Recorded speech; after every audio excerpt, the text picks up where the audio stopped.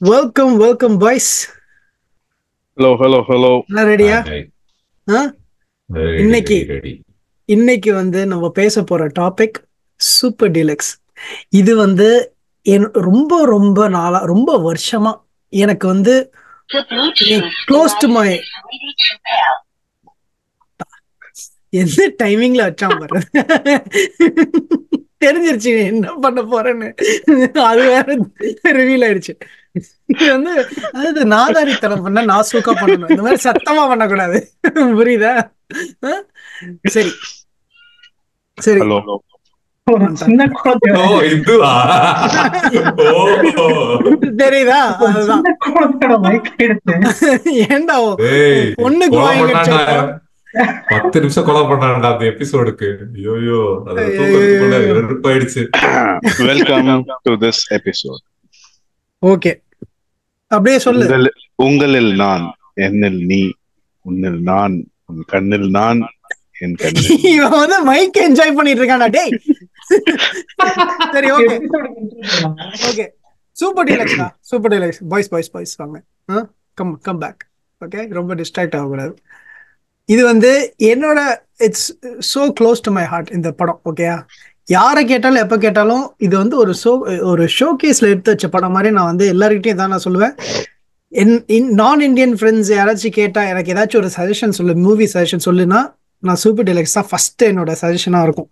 எல்லாருக்குமே ரொம்ப பிடிச்சது, இங்க இருக்கிற வேற கல்ச்சர்ல வளர்ந்தவங்க கூட. ஓகே, இதுல அது ஒரு சாதாரணமா பார்த்தா ஒரு நல்ல படம்ன்றதை தவிர நம்ம நிறைய வாட்டி வேற வேற கான்வர்சேஷன்ஸ்ல பேசியிருக்கோம். எவ்வளோ டீப் லேயர்ஸ் அதுல டீட்டெயிலிங் இருக்கு, என்னென்ன பிலோசாபிக்கல் திங்ஸ் இருக்கு, சைக்கலாஜிக்கல் திங்ஸ் இருக்கு, எப்படிலாம் லேயரா மனுஷன் டீட்டெயில்ஸ் போட்டு வச்சிருக்கான். Shout out to Thiagaraja Kumar Raja. Thank you so much for making something like that. Plus இன்னும் தயவு செய்து நிறைய படம் பண்ணுங்க. ஏன்னா வெயிட் பண்ணி எனக்கு தலை வலிக்குது. அவர் வேற இந்த படத்துக்கு எதுவுமே எக்ஸ்பிளனேஷன் தரமாட்டேன்னு சொல்லிட்டாரு. சரியா? எதுவும் அது நான் செய்யறது என் வேலை, இன்டர்பிரிட்டேஷன் நீங்கன்னு சொல்லிட்டாரு.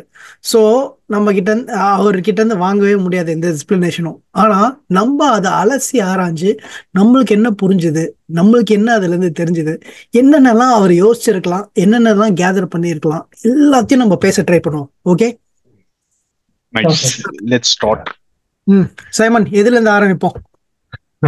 இல்லடா, எனக்கு இந்த படத்தை பத்தி கேட்ட உடனே அப்படியே ஒரு மாதிரி எனக்கு நிறைய சீன்ஸ் எல்லாம் பிடிக்கும்.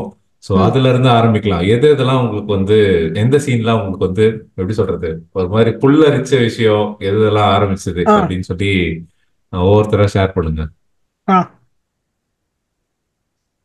ஓகே, நான் ஸ்டார்ட் பண்ணேன்னா எனக்கு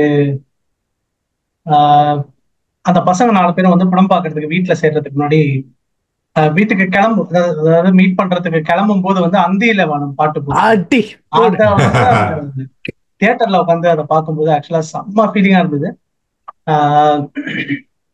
ரெண்டாவது, நான் ரீசெண்டா ஏதோ ஒரு சோசியல் மீடியால ஒரு கிளிப் பார்த்தேன். அந்த கிளிப் பார்த்த உடனே எனக்கு இந்த படம் பார்க்கணும்னு தோணுச்சு. நான் அடுத்த அன்னைக்கே அந்த படத்தை பார்த்துட்டேன். ஓகே, அது என்ன கிளிப்னா, ஒரு ராஜா கதை ஒண்ணு சொல்லுவான்.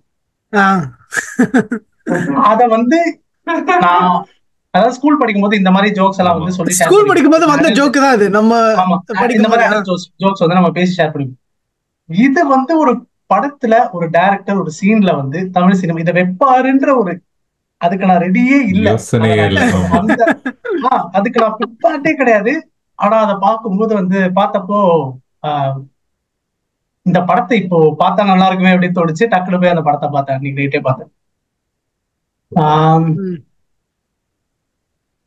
இதுக்கப்புறம் நம்ம சில விஷயங்கள்லாம் போக போக டிஸ்கஷன்ஸ்ல வெளில வரட்டும். பட் இப்ப நீங்க சொல்ல ஆரம்பிங்க. ஓகே, சூர்யா உனக்கு. ரிதேஷ் நீ போடா, நான் சொல்றேன். எனக்கு நிறைய சீன்ஸ் இருக்கு. ஆனா என்ன ரொம்ப ஃபோர்ஸ் பண்ணி ஒரு 1-2 தான் சொல்லணும் அப்படின்னு நீ சொன்னேன்னா, எனக்கு பர்சனலா top scene of the entire movie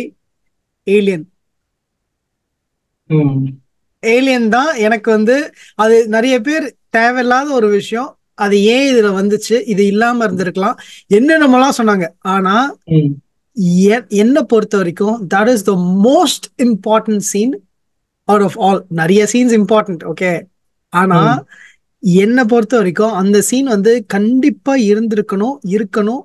அதாவது ஒரு எக்ஸ்ட்ரா டெரெஸ்ட்ரியல்னா அப்படியே வானத்துல இருந்து அப்படியே வந்து அப்படியே லேசர் பீம் ஷூட் பண்ணிட்டே வரதெல்லாம் இல்ல. எக்ஸ்ட்ரா டெரெஸ்ட்ரியல்னா ஆக்சுவலா இப்படிதான் வந்து ஏலியன் தான் இருக்கணும், இப்படிதான் இருக்கும்ன்ற மாதிரி இருக்கும். ஏன்னா ஒரு அட்வான்ஸ்ட் சிவிலைசேஷன்னா இண்டிபெண்டன்ஸ் டே மூவில இருக்கிற மாதிரி வர மாட்டாங்க. ஓகே, ஸோ அதான். ஸோ எனக்கு வந்து அதுல அப்புறம் ஏலியன் பேசின விஷயங்கள், ஏலியன் சொன்ன விஷயங்கள், அதுல இருக்கிற சில மெட்டபிசிக்கல் திங்ஸ். ஏன்னா எனக்கு மெட்டபிசிக்ஸ்ல ஒரு பயங்கர ஆர்வம் உண்டுன்றனால அந்த சீன் எனக்கு ரொம்ப பிடிக்கும். அதுக்கு அடுத்து நிறைய இந்த சொசைட்டல் ஆஸ்பெக்ட்ஸ்லாம் அங்கங்க வரதெல்லாம் எனக்கு பிடிச்சிருந்தது. மெயினா நிறைய ஃபஹத் ஃபாசில் கேரக்டரோட அவுட்ரேஜ், அங்கங்க ஒரு சில டைலாக்ஸ் வந்து விட்டது, அது ஸ்பெசிஃபிக்கா எனக்கு அதுவும் அதை பத்தி நம்ம பேசலாம். எனிவே நிறைய இருக்கு.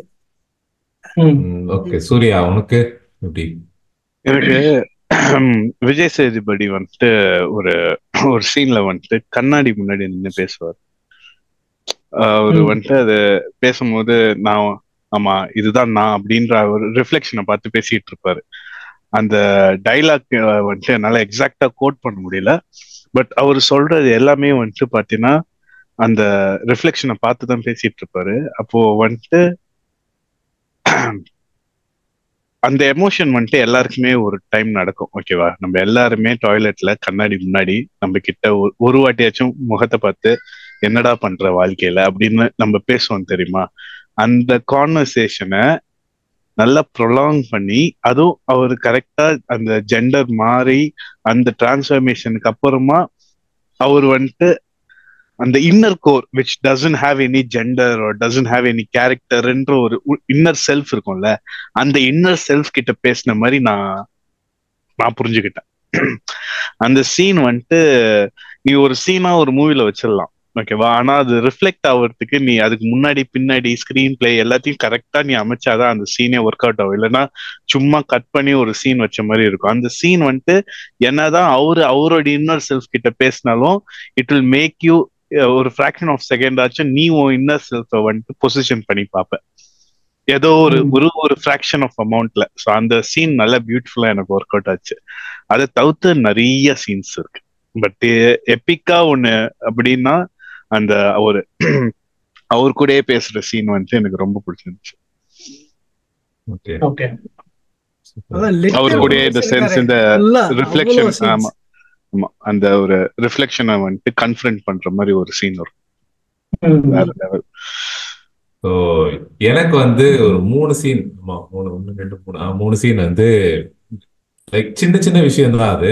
ஆனா அது வந்து எனக்கு பார்க்கும்போது கொஞ்சம் லைக் நான் வந்து எதிர்பார்க்காதது அப்படின்னு சொல்ல முடியாது, இது ஒரு சில்லறத்தனமான ஒரு விஷயம், ஆனா வந்து ஒரு பயங்கரமான இம்பாக்ட் கிரியேட் பண்ணுது. ஒண்ணு வந்து என்னன்னா, அந்த 4 பேர் வந்து ஒன்னா ஒரு இடத்துல வந்து கூடுறதுக்காக போவாங்கல்ல. அப்ப போயிட்டே இருக்கும் போது ஒரு பில்டிங் கார்னர் அப்படி திரும்பும் போது அந்த குண்டா இருக்கிற பையன் வந்து அந்த மரத்தை அப்படி தட்டு போவான். அது வந்து நம்ம சின்ன வயசுல எல்லாருமே பண்ணிருப்போம். அதை வந்து பார்க்கும் போது எப்படிடா அது யோசிச்ச அப்படின்ற மாதிரி இருக்கும். அந்த சின்ன சின்ன டீடைலிங்ல. ஆமா. அதுக்கப்புறம் வந்து இந்த சின்ன பையன் ராஸ்குட்டின்ற வந்து கதவை திறக்கும் போது டிங் டாங் அப்படின்னு அந்த மாதிரி சின்ன ஒரு விஷயத்த வந்து எவ்வளவு வந்து அழகா காமிக்கலாம் அப்படின்ற அது ஒண்ணு. அப்புறம் வந்து சமந்தா வந்து கழுத்துல கத்தி வைப்பா அந்த குழந்தை, அந்த லாஜிக் உனக்கு புரியுதுல அப்படின்னு. அந்த 3 சீனும் வந்து எனக்கு அப்படியே யோசிச்சு பார்க்கும் போது சிரிப்பா இருக்கும். அது எப்படி யோசிச்சாங்க அவங்க டக்குன்னு அந்த இடத்துல அப்படின்ற மாதிரி இருக்கும்.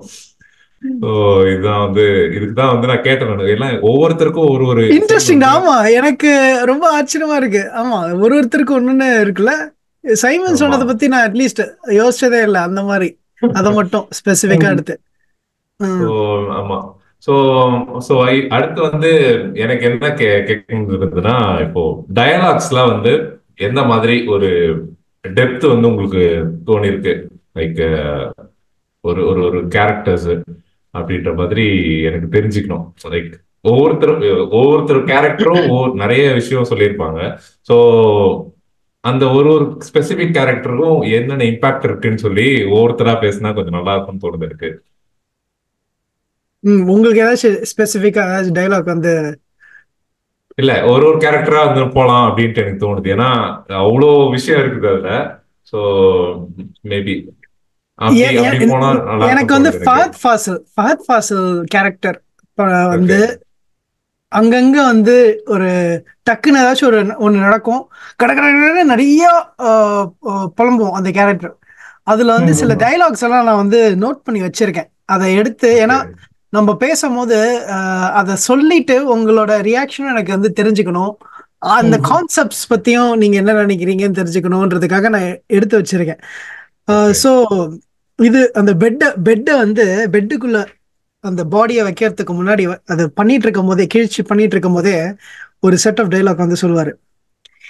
இந்தியன்னா பெருமை கொள்ளணும், தமிழன்னா தலை நிமிர்ந்து நிற்கணும், ஜாதின்னு வந்தா தப்பு, ஜாதின்னு வந்தா தப்பு, எல்லாமே கூட்டம் தானே, இது சின்னது அது பெருசு, ஓகே அப்படின்னு பாரு. சரியான டைலாக். இதுல என்னன்னா இது எல்லாமே ரொம்ப போலரைசிங்கான விஷயம். ஓகே, இப்ப நம்ம என்ன சொன்னாலுமே எல்லாரும் ஒரு ஸ்டேஜ்ல அவுட்ரேஜ் ஆவாங்க. அந்த அவுட்ரேஜ் எல்லாம் ஆகாம இந்த கான்செப்ட மட்டும் எடுத்து வச்சு பேசணும் அப்படின்றதுதான் நான் வந்து நான் ஆசைப்படுறேன். அதாவது ஆடியன்ஸ்க்கு சொல்றேன். ஏன்னா ஆடியன்ஸ் வந்து கேட்கும் போது என்னடா இப்படி சொல்றீங்க அப்படின்ற மாதிரி ஆயிடக்கூடாதுன்றதுக்காக சொல்றேன். இல்ல அப்படி ஆக மாட்டாங்க. ஏன்னா வந்து அவர் எழுதின இப்போ அந்த ஃபஹத் ஃபாசிலோட கேரக்டர் அந்த விஷயத்த வந்து சொல்றதே எப்படி அப்படின்னா,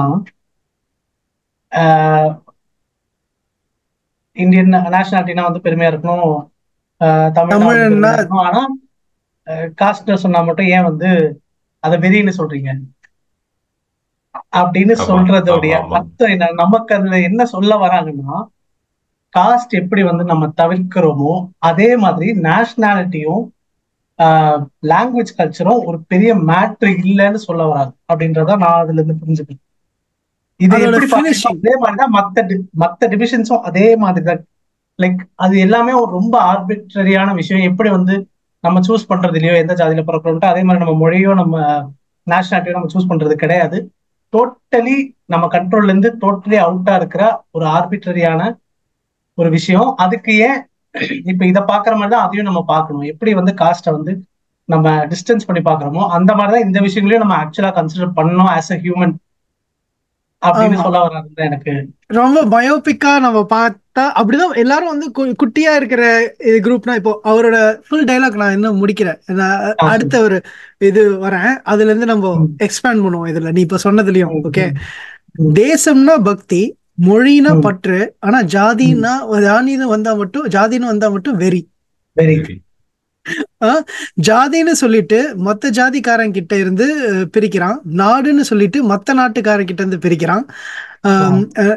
நான் இது சரி அது சரியில்லைன்னு நான் சொல்லல, அது தப்புனா இதுவும் தப்பு. இத சொன்னா ஒரு பையன் ஒத்துக்க மாட்டான். இதுதான் ஃபர்ஸ்ட் புலம்பல் டைலாக். எனக்கு ரொம்ப பிடிச்சது. ஓகே, கிளியரா நீ இப்ப சொன்னதுதான். அப்படி எப்படி சொல்றீங்க? நான் எல்லாமே குரூப்பா தான் வந்து பிரிச்சிருக்கீங்க, ஆனா ஒரு குரூப் நல்லது, இன்னொரு குரூப் தப்பு. நேஷனாலிட்டின்னு வந்தா அது பற்று, இது என்னது தமிழ்னு வந்தா தலையில வந்து நிக்கணும், ஆனா ஜாதின்னு வந்தா வெறி. இது அது தப்பு இது ரைட்டுன்றதை விட எல்லாமே ஒண்ணு தப்பா இருக்கணும், இல்ல எல்லாமே கரெக்டா இருக்கணும். இதுல எல்லாமே ஒரு குரூப் தான். அதை எப்படி இப்போ எனக்கு இதுலதான் எனக்கு வந்து ஒரு ஷூட்டிங் நடந்தது, மாஸ்க் ஷூட்டிங் இங்க கனடால எங்கேயோ நடந்தது, ஆர்வாலையா எங்கேயோ. நான் அப்போ வந்து வேங்கோவர்ல இருந்தேன். அப்போ வந்து மாஸ்க்ல எல்லாம் கேதரிங் இருந்தது. எவ்ரிபடி ரிலிஜன் இதெல்லாம் இல்லாம எவ்ரிபடி கேதர்ட் இந்த மாஸ்க் வந்து ஒரு சின்னதா ஒரு moment of silence and just being there for பீப்புள்ன்ற மாதிரி. அந்த இடத்துல நானும் போயிருந்தேன். அங்க நான் ஆக்சுவலா பேசவும் செஞ்சேன். அப்போ வந்து ரொம்ப சின்ன வயசு, நான் ஒரு சூடுல போய் பேசிட்டேன். கொஞ்சம் எனக்கும் கடுப்பா இருந்தது, ஒரு ஆவேசமா இருந்தது, ஏன்டா அந்த மாதிரி இது பண்றீங்கன்னு. அப்போ வந்து பேசும் போது எனக்கே தானா வந்து எனக்கு தோணுனதெல்லாம் வந்து பேசிட்டேன். அதுல நிறைய பேருக்கு வந்து ஒரு விஷயம் மட்டும் ஹிட் ஆச்சு நான் பேசுனதுல. அதுல வந்து நான் என்ன சொல்லியிருந்தேன்னா, இப்போ மனுஷங்க, அனிமல்ஸ், இந்த ஜாதி, மதம், இந்த ஊரு, வேற வேற ஜியோகிரபி, அதுல எல்லாம் நான் சொன்னேன் ரியல் பார்டர் என்ன? கனடா அமெரிக்கன் பார்டரா, இல்ல இந்தியா பாகிஸ்தான் பார்டரா, இல்ல யூரோப் தனியா? இந்த பார்டர்ஸ் எல்லாமே பொலிட்டிக்கல் பார்டர்ஸ், நம்மளா உருவாக்குனது. பேர்ட்ஸுக்கு எங்க பார்டர்ஸ்? அனிமல்ஸ்க்கு எது பார்டர்ஸ்? எதுவுமே பார்டர்ஸ் இல்லை. எல்லாமே the only real border is the border between land and ocean. Okay, மற்றது எல்லா பார்டர்ஸுமே நம்மளா உருவாக்குனது தான். இப்போ அதுக்கு வந்து ஒரு ஒரு உருவாக்கி, இப்போ தேசப்பற்று, நாட்டுப்பற்று அப்படின்றதே நேஷனல் வெறி அந்த இருக்குல்ல, அந்த ஒரு patriotism. Patriotism, we should understand that patriotism is a made up emotion that we all feel. அப்பனா எத்தனை எமோஷன்ஸ் கேன் யூ கிரியேட்? இப்போ பேட்ரியாட்டிசம்னு வரும்போது, இப்போ அப்படி கிரியேட் பண்ணி எல்லாருக்கும் அந்த பேட்ரியாட்டிசம் இருந்தா, ஆனா இதுல என்ன பிரச்சனை தெரியுமா? இந்த மாதிரி விஷயங்கள் பேசும்போது சில வாட்டி பேட்ரியாட்டிசம் இல்லைன்னா எப்படி மக்கள் பிஹேவ் பண்ண ஆரம்பிக்கிறாங்க அப்படின்றதுலயும் ஒரு ப்ராப்ளம் இருக்கு. பேட்ரியாட்டிசம் எக்ஸ்ட்ரீமா இருக்கும் போது எப்படி பிஹேவ் பண்றாங்களையும் ப்ராப்ளம் இருக்கு. அதனாலதான் இந்த மாதிரி டாபிக்ஸ் எடுக்கும் போது, டேய் பேட்ரியாட்டிக்கா இருக்காதீங்கடா, பேட்ரியாட்டிக்கா இருங்கடா அப்படின்னு எதுவுமே வந்து சாலிடா சொல்ல முடியாது. எவ்ரிபடி ஷுட் பி அவேர், அவ்வளவுதான். இப்படின்றது ஒண்ணு இருக்கு. இது தப்பு, இது ரைட்டு. இது பேட்ரியாட்டிக்கா இருக்கிறதுனால நான் வந்து இன்னொரு நாடை போய் நசுக்க மாட்டேன். புரியுதா? இந்த மாதிரி ஒரு இண்டிவிஜுவல் லாஜிக்கல் சென்ஸ் இருக்கணும்னு நான் ஆசைப்படுறேன். இண்டிவிஜுவல் லாஜிக்கல் சென்ஸ் இருந்தாலே கலெக்டிவ்லி ஆனா கலெக்டிவ்லி குரூப்ஸ் வந்து கேவலமா பிஹேவ் பண்றாங்க. அதையும் வந்து லிஃப்ட் சீன்ல வந்து சொல்லிருப்பாரு, நான் வரேன். சோ அது ஒரு mob mentality, how people behave in groups, அதெல்லாம். சோ எனக்கு வந்து அதனாலதான் இந்த ஃபர்ஸ்ட் சீன் நீ கேட்கும் போது கூட ஏலியன் சீன் என்னோட பிரைமரி ஃபேவரட்டா இருந்தாலுமே, கடைசி மாடலாகவும் சூப்பரா எனக்கு பிடிச்சது. ஆனா ஃபஹத் ஃபாசிலோட டைலாக்ஸ் வந்து தியாகராஜ குமார் ராஜா மனசுல இருக்கிற குமுறல்கள்லாம் வந்து அந்த ஃபஹத் ஃபாசில் கேரக்டரை வச்சு அப்பப்போ அந்த கேரக்டருக்கு ரேஜ் வரும்போது அப்படியே விட்டுட்டு அதை வந்து ப்ராமினெண்டா ஆக்காம டப்புன்னு நிறுத்திடுறது. அது மக்கள் கவனிக்கிறதுக்கு முன்னாடியே அது ஒரு நல்ல ஒரு டெக்னிக்கா இருந்தது எனக்கு. நீ சொல்லுவிய மச்சான், வாழைப்பழம் மாதிரி பேசுறான் நீ, அதே மாதிரி நைஸா சைட்ல அப்படியே குத்தி விட்ட மாதிரி இருந்தது. அதுதான் என்னோட தாட்ஸ் அந்த ஒரு ஸ்பெசிபிக் டயலாக்ல. சோ நெக்ஸ்ட் யாராவது அடுத்து ஆரம்பிங்க. அந்த கேரக்டர் பத்தி மேபி ஒரு கேரக்டரா மேபி போலாம் அப்படின்றது கூட ஓகே. இல்ல கேரக்டர் வைஸா போலாம், இதெல்லாம் கொஞ்சம் prominent roles. Fahadh Faasil character okay, அந்த மாதிரி சொல்றியா? ஃபஹத் ஃபாசில் பத்தி பேசனால அதை பத்தி ஏதாச்சும் நீங்க சொல்லணுமா? சோ பேசிக்கலி இந்த படத்துல வந்து 4 ரைட்டர்ஸ் இருக்காங்க. தியாகராஜன் குமார் ராஜா, ஆமா தியாகராஜன் குமார் ராஜா, நலன் குமாரசாமி, சூதுகவம் எடுத்தவர் நீலன் சேகர் ஒருத்தர், அப்புறம் அதான் மிஷ்கின் தியாகராஜன் குமார் ராஜா, நீலன் சேகர் அண்ட் நலன் குமாரசாமி. ஸோ அவங்க 4 பேருமே வந்து 4 வேற வேற கதையை தான் எழுதியிருக்காங்க. இப்போ suppose to be an anthology. Okay, 4 சின்ன படமா இருக்க வேண்டியது. But director was Thiagarajan Kumar Raja. So அவர் அதை வந்து ஒரு காமன் லிங்க் அதுல வீவ் பண்ணி கடைசியில அந்த படத்தை இப்படி எடுத்து வந்தாங்க. ஓகே, ஸோ ஃபஹதும் சமந்தாவும் இருக்கிற அந்த இதை எழுதினது வந்து நீலன் சேகர். மிஷ்கின் வந்து மிஷ்கின் நடிச்ச அந்த இதை எழுதினாரு. தியாகராஜன் குமார் ராஜா எழுதுனது ராசுகுட்டி, விஜய் சேதுபதி இது. அப்புறம் வேற என்ன விட்டேன், அந்த பசங்க ஸ்டோரி, ஏலியன் ஸ்டோரி எழுதுனது வந்து நலன் குமாரசாமி. ஓகே, ஸோ இவங்க 4 பேரும் எழுதி இந்த படத்தை வந்து குமாரராஜா டைரக்ட் பண்ணி ஒரு லிங்க் கிரியேட் பண்ணி எடுத்துட்டு வந்தார். என்ன ஒரு பீஸ் ஆஃப் ஆர்ட்ல. ஐயோ, சான்ஸே இல்ல. Not for everybody. எனக்கு அது புரியுது, இது வந்து கமர்ஷியல் சக்சஸ் ஆகிற மாதிரி ஒரு படம் இல்ல. ஆமா அவரே சொன்னாரு இது வந்து எல்லாருக்கும் இல்ல இந்த படம்னு. ஆனா ஒரு ஆமா ஸ்பெசிபிக் ஆடியன்ஸ் மாதிரி. இப்ப நம்மளோட பாட்காஸ்ட் எல்லாம் வந்து பெருசா பெரிய லெவல்ல வந்து கமர்ஷியல் சக்சஸ்லாம் ஆகாது. சக்சஸ்ஃபுல்லா ஆனாலும் ஒரு லெவல் ஆகும். கொஞ்சம் அட்வர்டைஸ்மெண்ட் இதுதான். கொஞ்சம் பேர் கொஞ்சம் பேர் பார்ப்பாங்க.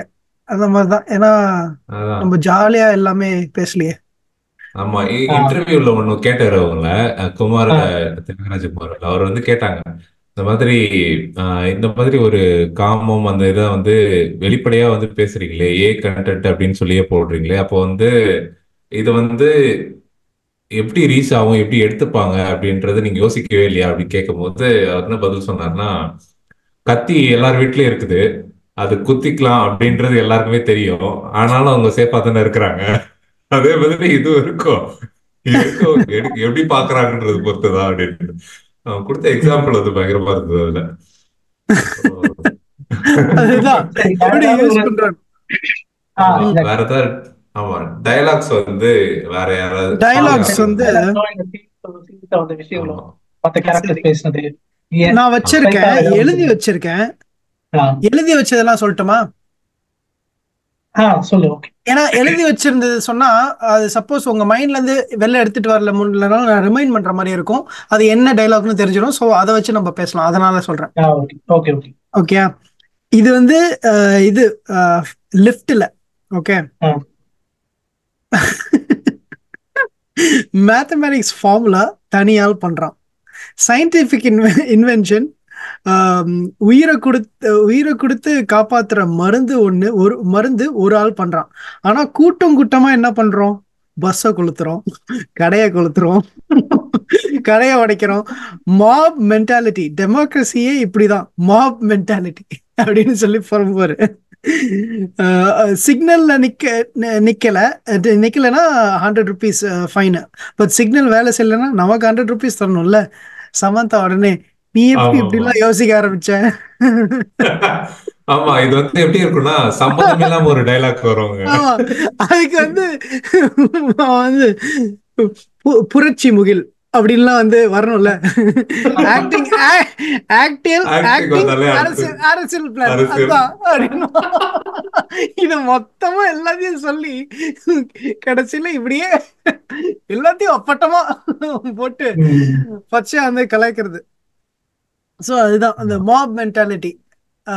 ஒன்னா சேர்ந்து என்ன பண்றோன்னு அதை பத்தி அது ஆக்சுவலா நம்ம தனியாவே ஒரு டாபிக்கா பேசணும் மச்சான், மாப் மென்டாலிட்டின்றது.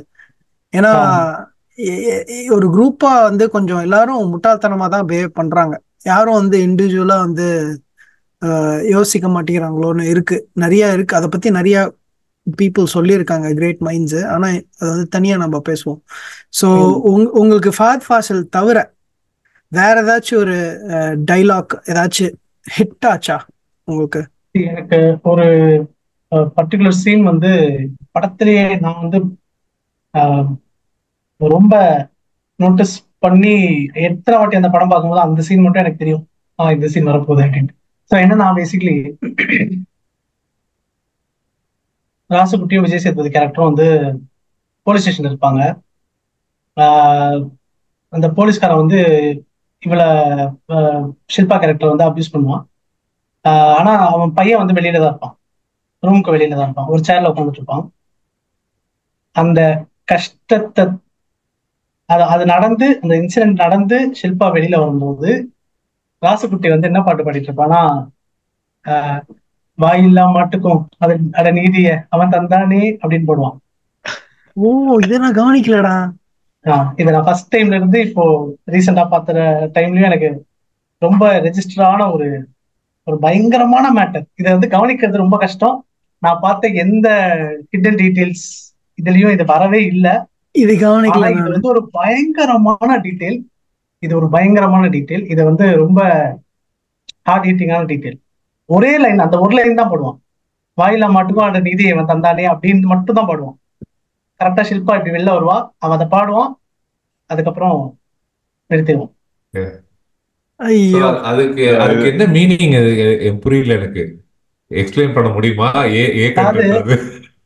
ஒண்ணும் இல்ல, சி போலீஸ் ஸ்டேஷன் உள்ள வந்து ஒரு டிரான்ஸ்ஜெண்டரை எப்படி ட்ரீட் பண்றாங்க அப்படின்ற ஒரு சீன் நடந்துட்டு இருக்கு. இவன் பாடுற பாட்டு வந்து வாயில்லா மாட்டுக்கும் வந்து நீதியை தந்தானேன்றது வந்து என்ன சொல்ல வருதுன்னா, பேசிக்கலி ஜல்லிக்கட்டு போராட்டம் முடிஞ்சு அதுக்கப்புறம் வந்து லைக் இந்த படம் வந்துச்சு, மெர்சல் படம் வந்துச்சு. அதுல வந்து ஜல்லிக்கட்டுக்கும் அதுக்கும் பெரிய சம்மந்தம் இல்லைனாலும் இந்த லைனை வந்து அதுக்கு ரெஃபரன்ஸா தான் வச்சிருப்பாங்க. ஓகே, நம்ம அந்த விஷயத்துக்கு இப்படி யோசிக்கிற நம்ம இந்த மாதிரி விஷயத்துக்கெல்லாம் பெரிய அட்டென்ஷன் கொடுக்கறது இல்லைன்னு என்ன பார்த்து கேட்ட மாதிரி எனக்கு தோணுச்சு. பட் அந்த லைனை வந்து நான் அந்த டைம்ல இருந்தே அது ஒரு பயங்கர ஹார்ட், அது எனக்கு அப்படியே பிக்ஸ் ஆயிடுச்சு, மைண்ட்ல வந்து பதிஞ்சிருச்சு. எப்படிடா இப்படி பண்ணிருப்பான், எப்படி அவன் வந்து யோசிச்சிருப்பான். இப்போ மாட்டுக்கும் நம்ம இவ்வளவு ஏதோ ஒரு நீதியை ஏதோ ஒன்று பண்றோம்ல, அப்போ சக மனுஷங்களுக்கு வந்து நம்ம என்ன பண்றோம், அவங்கள பத்தி யோசிக்கிறோமா அப்படின்ட்டு ஒரு தாட்டை வந்து என் மைண்ட்ல இருந்தா அது செப்பரேட்டே பண்ண முடியாது. அது வந்து எட்ஜ்ட் ஃபார் லைஃப். இப்போ இதுல நான் ஒரு இன்ட்ரெஸ்டிங்கான ஒரு ட்விஸ்ட்ன்னு சொல்ல மாட்டேன், ஒரு விஷயம், இன்னும் ஒரு எக்ஸ்ட்ரா டீடைலிங். இப்போ அது பண்ணது வந்து தப்பு பண்ணது வந்து அந்த பக்ஸ். ஓகே, பக்ஸா? பெர்லின். ஓகே, ஆனா ஒரு இடத்துல பெர்லின் என்னது அந்த ஒரு குழு இருக்கும், அத வந்து ஒரு கட்டரம் மாதிரி பேப்பர்ல எடுத்து இது பிரிச்சிட போறாங்க. அது எதுக்கு அந்த சீனை வைக்கணும் இல்ல, வச்சிருக்காங்கன்னா என்ன, அதுல வந்து ஒரு பயங்கரமான ஒரு டைகாட்டமி இருக்கு அதுல. அதாவது ஒரு புழு, அதாவது ஒரு பூச்சிக்கு வந்து பாவம் பார்த்து அதை யாரும் மிரிச்சிடக்கூடாதுன்னு சொல்லிட்டு எடுத்துட்டு வெளில போய் போடுன்னு சொல்ற பெர்லின் என்னென்னலாம் பண்றான் பார் மனுஷனுக்கு. சோ அந்த ஒரு இப்போ என்னன்னா கடைசியில வந்து அந்த மோனோலாக்ல வரும்ல, இல்ல அந்த மோனோலாக் பத்தி நம்ம பெருசா பேசணும், அதனால நான் வந்து இப்ப அங்க போல. ஆனா எல்லாமே வந்து லிங்க்டா இருக்கும், எல்லாமே லிங்க்டா இருக்கும். ஏன்னா இப்போ வந்து இப்போ 2 பாயிண்ட் மைண்ட்ல இருக்கு. ஒண்ணு, பூச்சி கூட அடிப்படக்கூடாதுன்னு நினைக்கிறானா பெர்லின். ஆனா பெர்லின் வந்து இது இப்போ என்னது சமந்தாக்கும் கெடுதல் பண்றான், விஜய் சேதுபதிக்கு கெடுதல் பண்றான் அப்படின்ற ஒரு இது இருக்கு. அப்புறம் விஜய் சேதுபதி கிட்ட இருந்து ஒரு தண்டனை, அதாவது சாபம் வாங்கி தலையில, அதே தலையில கடைசியில என்ன ஆகும் பாத்தியா?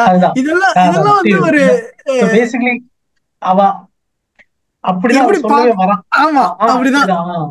அப்படி அது வந்து எல்லாமே பிளான்டட், எல்லாமே பிளான்டட். அதான் இந்த படம் ஏன் இப்படி ஆக்சுவலா வந்து பயங்கர ஒரு மாதிரி இவ்வளவு காம்ப்ளெக்சிட்டிஸ் வந்து உள்ள பயங்கரமா இருக்கு இல்ல, like every single thing is பக்காவா பிளான்ட் அண்ட் டிசைடட். ஆமா, அது ஆக்சுவலா ஏன் அது ரொம்ப இம்பார்ட்டன்ட்னு எனக்கு தோணுச்சுன்னா, இப்படி கேர்லெஸ்ஸா எடுக்க முடியாது. இத இவ்வளவு கேர்ஃபுல்லா எடுத்தாதான் அந்த படத்தோட மெசேஜையே வந்து ஒழுங்கா சொல்ல முடியும். ஏன்னா 2 டிஃப்ரெண்ட் திங்ஸ் வந்து ஒன்னா சேர்த்து பேட்டர்ன் பண்றது மனுஷங்களோட இயல்பு அப்படின்னு நம்மளே கலாய்க்கிற மாதிரி இருக்கும். இப்போ பாரு, நம்ம இதுதான் பண்ணிட்டு இருக்கோம். 2 வித்தியாசமான திங்ஸ், அன்ரிலேட்டட் திங்ஸ் வந்து கனெக்ட் பண்ணி ஒரு பேட்டர்ன் பாக்குறதும் மனுஷங்களோட இயல்பு அப்படின்னு அதே மோனோலாக்லயும் இருக்கும். இது அவங்களே வச்சிருக்காங்க கனெக்டட் திங்ஸ, அதையும் நம்ம கனெக்டட்னு அவர் வந்து எந்த இன்டர்வியூலயும் சொல்லல. ஆனா நம்ம கனெக்ட் பண்றோம் பாரு. இதுவே நான் ஒரு ஆர்ட் ஒர்க்கா தான் பாக்குறேன்.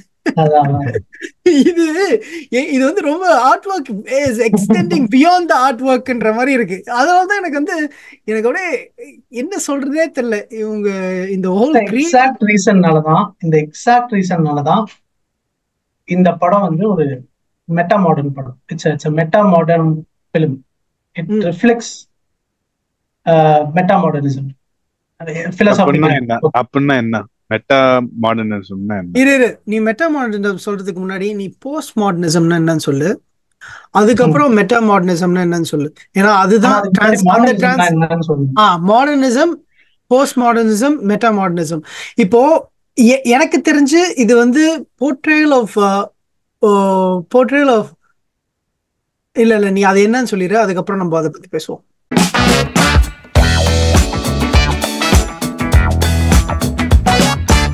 சரி, ஓகே. நான் modernism, post modernism, meta modernism என்னன்னு சொல்ல மாட்டேன்.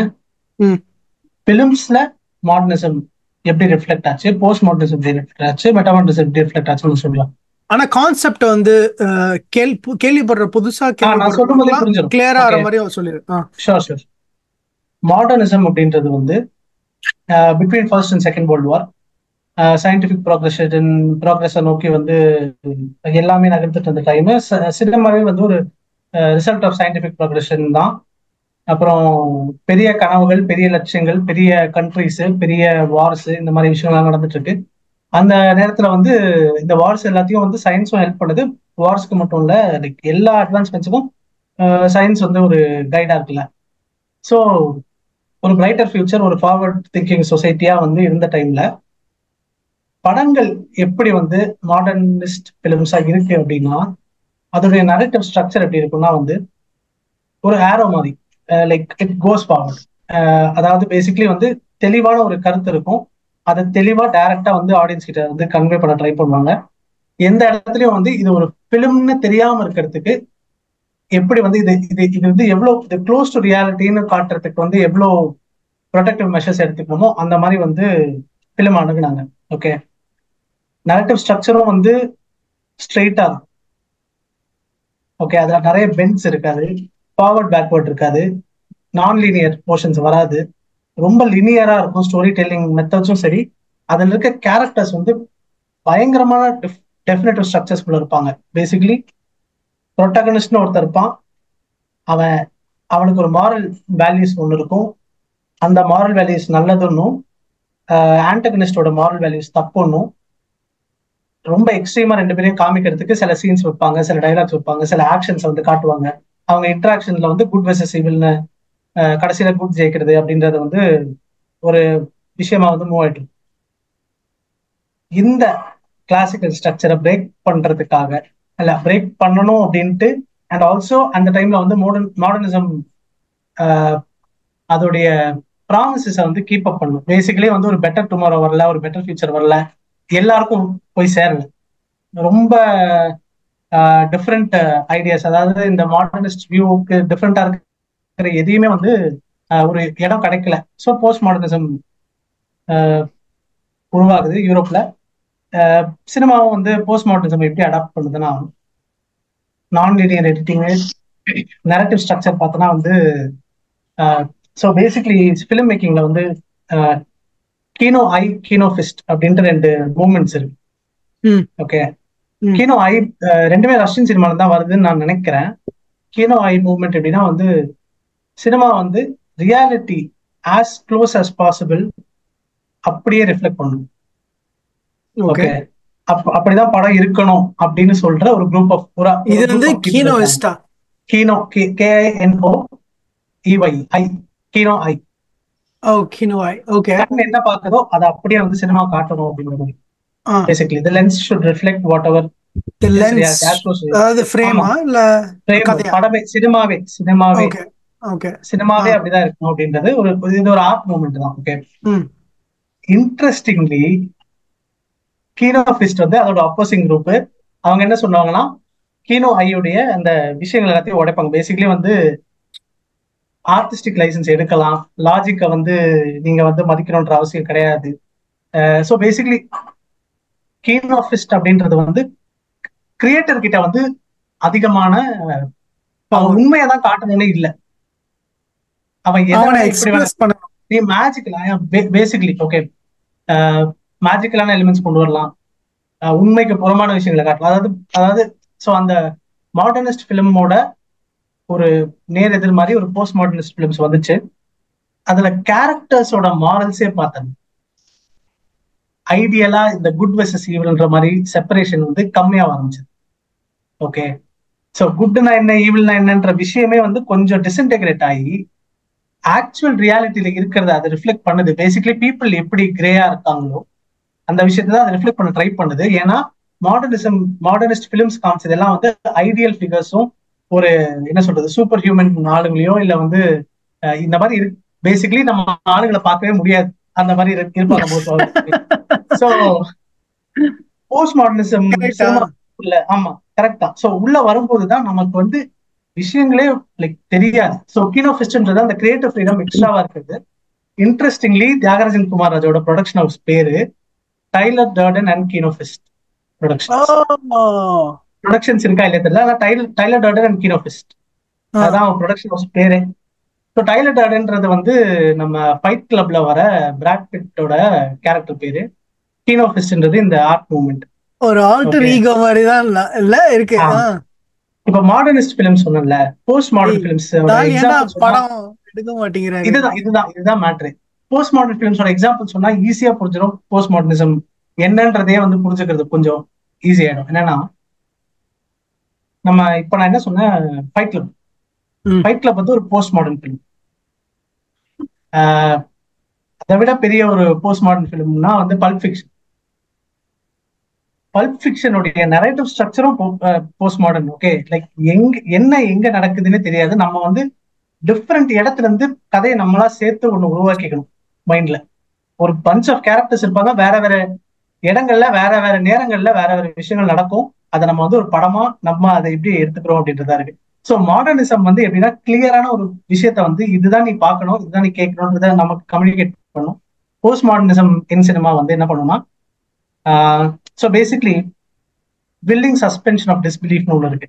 ஆடியன்ஸ் வந்து படத்துக்கு போகும்போது அது நம்மளுக்கு படம்னு தெரிஞ்சாலும் படம் பார்க்கும்போது நம்ம வந்து நம்மளுடைய டிஸ்பிலீஃப் கேஜ் இருக்குல்ல, அதை நம்ம வந்து சப்ரஸ் பண்ணிடுவோம்.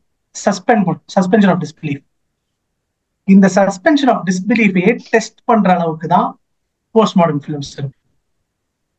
நம்ம பார்க்கறது படம் தான் அப்படின்னு சொல்ற மாதிரி எலிமெண்ட்ஸே வந்து போஸ்ட் மாடர்ன் ஃபிலிம்ஸ்ல இருக்கும். நீ வந்து pulp fiction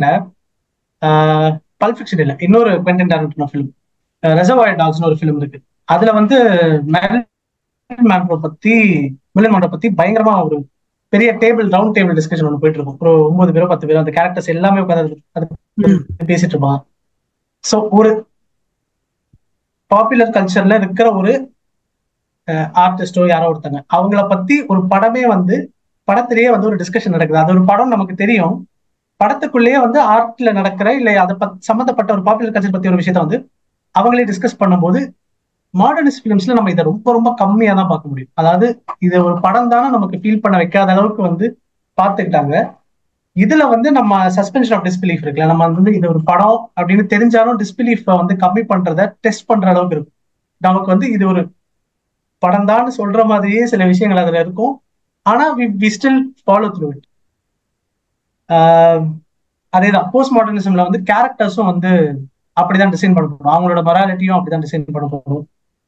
for example bulb ஃபிக்ஷன்ல வந்து ப்ரோட்டகனிஸ்ட்னு ஒருத்தர் இருக்கானா, ஆன்டகனிஸ்ட் ஒருத்தர் இருக்கானே தெரியாது. ஒரு ஹீரோ வில்லன்னு யாரும் நம்ம சொல்றதுன்னே தெரியாது. ஓகே, அந்த மாதிரிதான் இருக்கும் படமே. ஸோ இதுவே வந்து ஒரு ரொம்ப நல்ல example of post modernism cinema. இங்கதான் வருது மெட்டா மாடர்னிசம். அதாவது லேட் 20th சென்ச்சுரியில இருந்து தான் கொஞ்சம் ரைஸ் ஆகும். ஓகே, மெட்டா மாடர்னிசம்னா என்னன்னா வந்து எப்படி மாடர்னிசமோட ஒரு ரெஸ்பான்ஸா ஒரு ஆப்போசிட்டா வந்து போஸ்ட் மாடர்னிசம் இருந்துச்சோ, மெட்டா மாடர்னிசம் வந்து மாடர்னிசமோட வேல்யூஸ்க்கும் அல்ல ஐடியாஸ்க்கும் போஸ்ட் மாடர்னிசமோட ஐடியாஸ்க்கும் ஒரு ரெஸ்பான்ஸ் மாதிரி, ரெண்டுத்துக்குமே ஒரு response. So basically meta modernism வந்து எப்படி டிஃபைன் பண்றது அப்படின்னா, பிலாசபிக்கலா இல்லாம படத்துல என்னால இது ஈஸியா சொல்ல முடியும். ஆனா மெட்டா மாடர்னிசம் வந்து ரொம்ப எப்படி சொல்றது, அந்த பிலாசபி அப்படின்னா வந்து ரொம்ப செல்ஃப் ரெஃபரன்ஷியல். இப்போ இந்த பிலாசபி என்னன்னு டிஃபைன் பண்ணிக்குது இல்ல, மெட்டா மாடர்னிசமே வந்து மெட்டா மாடர்னிசமுடைய ஒரு எக்ஸாம்பிள். அதாவது அதை நான் இன்னும் கொஞ்சம் சிம்பிளரா சொல்றேன்னா எப்படி சொல்லனா, மெட்டா மாடர்னிசமுடைய சில எக்ஸாம்பிள்ஸ் நான் சொல்றேன். நம்ம பாப்புலர் கல்ச்சர்ல மீடியால இருக்க எக்ஸாம்பிள்ஸ் என்னன்னா, மீம்ஸ் வந்து இருக்கிறதே எல்லாருக்கும் புரியுற அண்டர்ஸ்டாண்ட் பண்ணிக்கக்கூடிய ஒரு மேட்டர். மீம்ஸ் வந்து ஒரு மெட்டா மாடர்ன் விஷயம். ஸோ பேசிக்லி அது என்ன பண்ணுதுன்னா, ஆல்ரெடி நடந்த ஒரு விஷயத்த ஆல்ரெடி கிரியேட் பண்ணப்பட்ட ஒரு ஆர்ட், அதுல இருந்து நம்ம வந்து நம்மளுடைய எக்ஸ்ட்ரா இன்ஃபர்மேஷனோ இல்லை நம்ம அதை வந்து வேற கான்டெக்ட்ல யூஸ் பண்றோம், நம்ம வந்து அதை வேற சிச்சுவேஷன்ஸ்ல யூஸ் பண்றோம், வேற மாதிரி அதை வந்து எடிட் பண்ணி காட்டுறோம். காமன் பீப்புள் இல்லைன்னா வந்து ஆர்டிஸ்ட் கூட என்ன பண்ணுவாங்கன்னா, ஆல்ரெடி பண்ணப்பட்ட ஒரு ஆர்ட்ல அவங்களுடைய எக்ஸ்ட்ரா விஷயங்களை ஆட் பண்ணி அதையே இன்னொரு ஆர்ட்டா வந்து ப்ரெசென்ட் பண்றாங்க. ஆண்டி வார்ஹாலோட பெயிண்டிங்ஸ் எல்லாம் வந்து ஒரு மெட்டா மாடர்ன் ஆர்ட் அப்படின்னு சொல்லுவாங்க. ஓகே, அந்த கேன் ஆஃப் சூப், இந்த இதெல்லாம் இருக்குல்ல, இந்த மாதிரி சில ஃபேமஸ் பெயிண்டிங்ஸ்லாம் இருக்குல்ல, அதெல்லாம் வந்து கன்சியூமரிசம் வந்து டெபிக் பண்ணுறதுன்னு சொல்லுவாங்க. It is meta modern idea basic. So basically இப்போ ஆல்ரெடி இருக்க ஒரு ஆர்ட் வந்து இப்போ ரீசெண்டா வந்து மஞ்சுமல் பாய்ஸ்னு ஒரு படம் வந்ததுல, ஒரு மலையாள படம். அதுல வந்து மெயினான மேட்ரே வந்து கண்மணி அன்போடு காதலன் நான் எழுதும் கடிதம் அந்த பாட்டை வந்து அவங்க ரீபர்பஸ் பண்ணாங்க, அதை ரீயூஸ் பண்ணாங்க. ஆனா அந்த usage of that song in that movie work excellently well. இதுவும் ஒரு மெட்டா மாடர்ன் ஐடியா தான் பேசிக்கலி. ஆல்ரெடி இருந்த அதுக்கு ஒரு பேர் சொல்லுவாங்க. So basically nostalgia. அப்புறம் இங்கிலீஷ்ல பாஸ்டிஷ்னு ஒரு வார்த்தை இருக்கு. பாஸ்டிஷ்னா வந்து ஆல்ரெடி கிரியேட் பண்ணப்பட்ட ஆர்ட்டே வந்து புது விதமா காட்டுறதோ இல்ல அந்த ரீமிக்ஸ் சாங்ஸ் எல்லாம் வந்தது இல்ல, இந்த மாதிரி ரீமிக்ஸ் பண்றது, இது எல்லாமே வந்து ஒரு மெட்டா மாடர்ன் ஆர்ட்டோடைய ஒரு ஃபார்ம் தான். நம்ம ஆல்ரெடி ஸ்டாரி நைட் வந்து பார்த்திருப்போம். அதையே வச்சு நம்ம இப்ப நிறைய எக்ஸ்ட்ரா பண்றோம்ல, அதுதான் மெட்டா மாடர்ன்.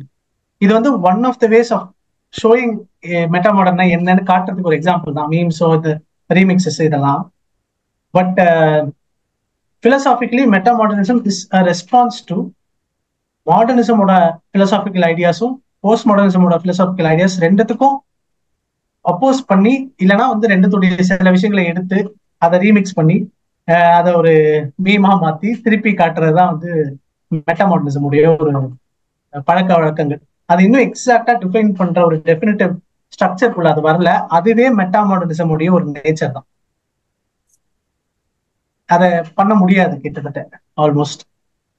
ஸோ இந்த படமும் கிட்டத்தட்ட அப்படிதான் அப்படின்றது தான் என்னுடைய கருத்து. இன்ஃபேக்ட் என்னுடைய எம்ஏ பிலாசபி டிசர்டேஷன் ப்ராஜெக்டுக்கு நான் எடுத்த டாபிக்கே வந்து மெட்டா மாடர்னிசம் சினிமா. அதுல வந்து 2 படத்தை பத்தி நான் பேசியிருப்பேன். ஒன்னு சூப்பர் டிலக்ஸ், அதாவது கேஸ் ஸ்டடியா எடுத்திருப்பேன். ஓகே, சூப்பர் டிலக்ஸ் ஒன்னு, everything everywhere all at once இன்னொன்னு. 2 பத்தி தான் எழுதினேன் ஆக்சுவலா, என் தீசிஸே அது வந்து தான். சோ இப்போ நம்ம அப்படியே சூப்பர் டிலக்ஸ்குள்ள வரலாம். பிலாசபில இருந்து இப்போ சூப்பர் டிலக்ஸ்குள்ள வரதுக்கு நான் ஒரு கேள்வியோட வரேன். ஓகே, கேள்வியா அப்சர்வேஷனான்னு எனக்கு தெரியல. நீ சொன்னதை வச்சு நீ யோசிச்சு பார்த்தேன்னா நிறைய கேரக்டர்ஸ் எனக்கு தெரிஞ்சு சூப்பர் டிலக்ஸ் இருந்த கேரக்டர்ஸ் அவங்களோட தாட் ப்ராசஸ் ஐடியாலஜி எல்லாம் வந்து எனக்கு என்ன நான் அப்சர்வ் பண்ணேன்னா போஸ்ட் மாடர்னா இருந்தது. ஆனா நரேட்டிவ் ஓவராச்சிங் நரேட்டிவ் வந்து மெட்டா மாடர்னா இருந்தது. எனக்கு அதுதான் ரொம்ப பயங்கரமா இருந்தது. கரெக்டான இதுல வர இன்ஃபேக்ட் பார்த்தனா எனக்கு ஆரண்ய காண்டம் வந்து ஒரு சூப்பர் டிலக்ஸ் வந்து ஆரண்ய காண்டமோட பார்ட் 2, அத நீங்க மறந்துடாதீங்க மக்களே. ஆனா நான் சொல்றேன், ஆரண்ய காண்டம் ஒரு, அதாவது அக்மார்க் அப்படின்னு சொல்லுவாங்கல்ல, அந்த மாதிரி ஒரு எக்ஸாம்பிள் ஆஃப் போஸ்ட் மாடர்ன் ஃபிலிம்னா ஆரண்ய காண்டம். சூப்பர் டிலக்ஸ் வந்து கேரக்டர்ஸ் எல்லாருமே வந்து ஒரு போஸ்ட் மாடர்னிஸ்டா தான் இருக்கு. நீ வந்து கேரக்டர்ஸ் மட்டும் இல்ல, அந்த பிரேம்ல இருக்கிற இடம், சூழல், சிச்சுவேஷன்ஸ் எல்லாம், அதாவது நீதி வழங்கக்கூடிய போலீஸ் ஸ்டேஷனை வந்து லைக் அது அங்க என்ன நடக்கும் அப்படின்றத நீ வந்து யோசிச்சு பார்த்தாலே ஒரு இட்ஸ் போஸ்ட் மாடர்னான விஷயங்கள் தான் பலது நடக்கும். ஆனா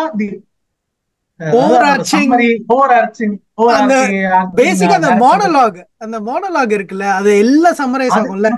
எனக்கு அது எப்படி தோணுதுன்னா, இது எதுவுமே புரியல, இது எல்லாமே போஸ்ட் மாடர்னா இருக்கு, ஆனா இங்க இருந்துதான் நம்ம மெட்டா மாடர்னிசம்க்கு போறோம்னு ஒரு லைன் போட்ட மாதிரி, எனக்கு லைன் போட்டு முடிச்ச மாதிரி இல்ல.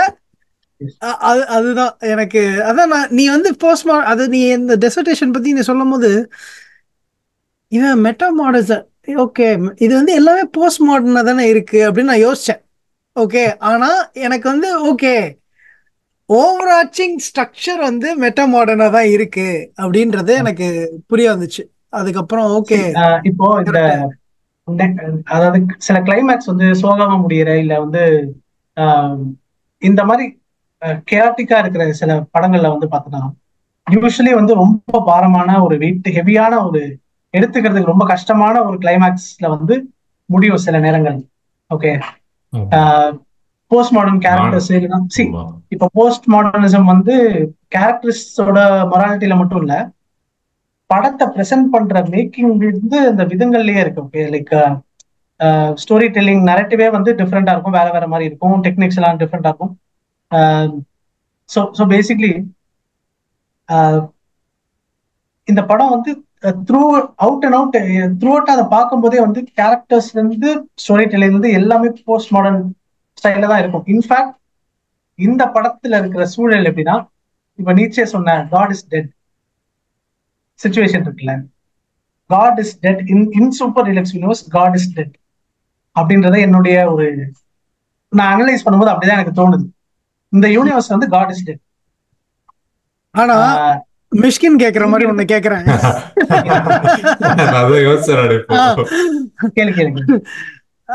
அவர் வந்து என்ன கேட்பாரு, இப்போ கடவுளே இல்லைன்னு சொல்லிட்டு அந்த சிலைய உடைச்சு, கடவுள் இருக்குன்னு சொல்லி, ஆனா கடவுள் இல்ல இருக்குன்னு சொல்லி நான் இந்த பாயிண்ட்ல இருந்து ஒரு டான்ஜென்ட் போயிட்டு திரும்ப வரும் சூர்யா கிட்டே, எம்கே சார் கிட்டே கட் பண்ணிடுங்க.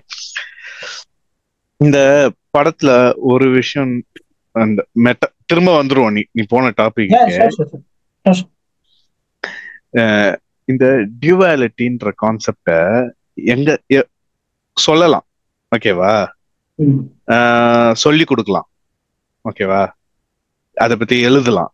ஆனா புரிய வைக்கிறதுன்னு ஒண்ணு இருக்குல்ல, டியூவாலிட்டிய புரிய வைக்கிறதுன்னு இருக்குல்ல, அது ரொம்ப கஷ்டமான ஒரு விஷயம், ஓகேவா. எனக்கு அங்கதான் இவரு வந்துட்டு டைரக்டர் கிடையாது. எனக்கு புரியல டுவாலிட்டி அப்படின்றது எதை நீ குறிப்பிடுற? சொல்றேன் இந்த அடுத்தது அதை பத்தி தான் சொல்ல போறேன். அதுக்கு முன்னாடி இந்த இவர டைரக்டர்ன்னு சொல்லக்கூடாதுன்னு நான் சொல்றேன். ஏன்னா இது டைரக்ஷன் இல்ல. டைரக்ஷன்னா என்ன, ஒரு மூவியை டைரக்ட் பண்றது வேற. ஆனா ஒரு ஒரு ஒரு பிலாசபிக்கல் கான்டெக்ட் அப்படி எடுத்துட்டு வந்து உனக்கு மண்டையில புரிய வைக்கிறதுன்னு ஒண்ணு இருக்குல்ல, அது வந்துட்டு வேற லெவல்ல எனக்கு அட்லீஸ்ட் பர்சனலா ஒர்க் அவுட் ஆச்சு. சரியா, நான் எங்க டியூவாலிட்டின்னு சொல்றேன் பாரு. இந்த கதையே ஒரு டியூவாலிட்டி தான், ஓகேவா. இந்த கதை எதை பத்தி பேசுதுன்னா, எஸ்ஜே சூர்யா மாதிரி இது இருக்கு ஆனா இல்லைன்ற ஒரு காம்ப்ளெக்ஸான ஒரு சினாரியோவை எக்ஸ்பிளைன் பண்றாங்க, ஓகேவா. இதுல என்னோட பர்சனலான அப்சர்வேஷன் தான் நான் சொல்றேன், ஓகேவா. கேரக்டர்ஸ், எல்லா கேரக்டருக்குமே ஒரு டியூவல் நேச்சர் இருக்கு. நல்லா நோண்டி பாரு, ஓகேவா. எல்லா கேரக்டருக்கும் ஒரு டியூவல் நேச்சர் இருக்கும், ஓகேவா. ஃபர்ஸ்ட் விஜய் சேதுபதியோட கேரக்டர், ஓகேவா, அவனுக்கு டியூவாலிட்டி எங்க இருக்குன்னு பாத்தீங்கன்னா இன் ஹிஸ் ஜெண்டர் ஐடென்டிட்டி, ஓகேவா. அங்க ஒரு டியூவாலிட்டி இருக்கு, ஓகே. அடுத்தது மிஸ்கின் கேரக்டர், அங்க அவனுக்கு ரிலீஜியஸ்ல டியூவாலிட்டி இருக்கு, ஓகேவா. ரிலீஜியஸ் ஐடியாலஜில அவனுக்கு டியூவாலிட்டி இருக்கு. அப்புறம் ரம்யா கிருஷ்ணன் கேரக்டர், ஓகேவா, ஒரு அம்மா, ஆனா her profession is something that contradicts the society norms of how a mom or a mother should be, ஓகேவா. அங்க வந்துட்டு ஷீஸ் பீயிங் ப்ரொஃபஷனுக்காக ஒரு ஒரு ஒரு ஐடென்டிட்டி ஒண்ணு இருக்கு, அப்புறம் ஆக்சுவலா ஒரு ஐடென்டிட்டி ஒண்ணு இருக்கு, ரெண்டு விஷயமாச்சா. அப்புறமா இந்த டியூவாலிட்டிய உனக்கு காமிக்கவும் செஞ்சிடறோம்.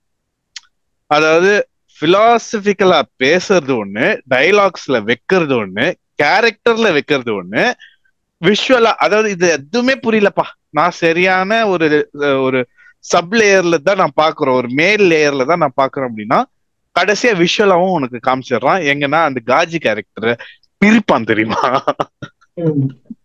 அதுல அதுல எனக்கு ரொம்ப ரொம்ப பிடிச்ச ஒரு பயங்கரமான சீன் இருக்கு. அந்த பிரிச்சதுக்கு அப்புறம் ரெண்டு பேரும் வந்து ஹக் பண்ணிக்கிறத வந்து லாங் ஷாட்ல காமிப்பான், வைடு, செம்ம வைடு, ஃபுல் வைடுல காட்டுவானா. அந்த காஜி கேரக்டர் வந்து ஒரு பூனை சட்டை போட்டிருப்பான், ஃப்ரண்ட்ல பாதி, பின்னாடி அவங்கள கட்டி பிடிச்சி பிரியும் போது அந்த பூனாவோட பிக்சர் வந்து கம்ப்ளீட்டா இருக்கிற மாதிரி அதெல்லாம் வந்து பயங்கரம். அந்த பூனை ஏன் வச்சான்னு தெரியுமா? ஸ்க்ராடிங்கர்ஸ் கேட் எக்ஸ்பெரிமெண்ட் இருக்கு, ஆனா இல்ல.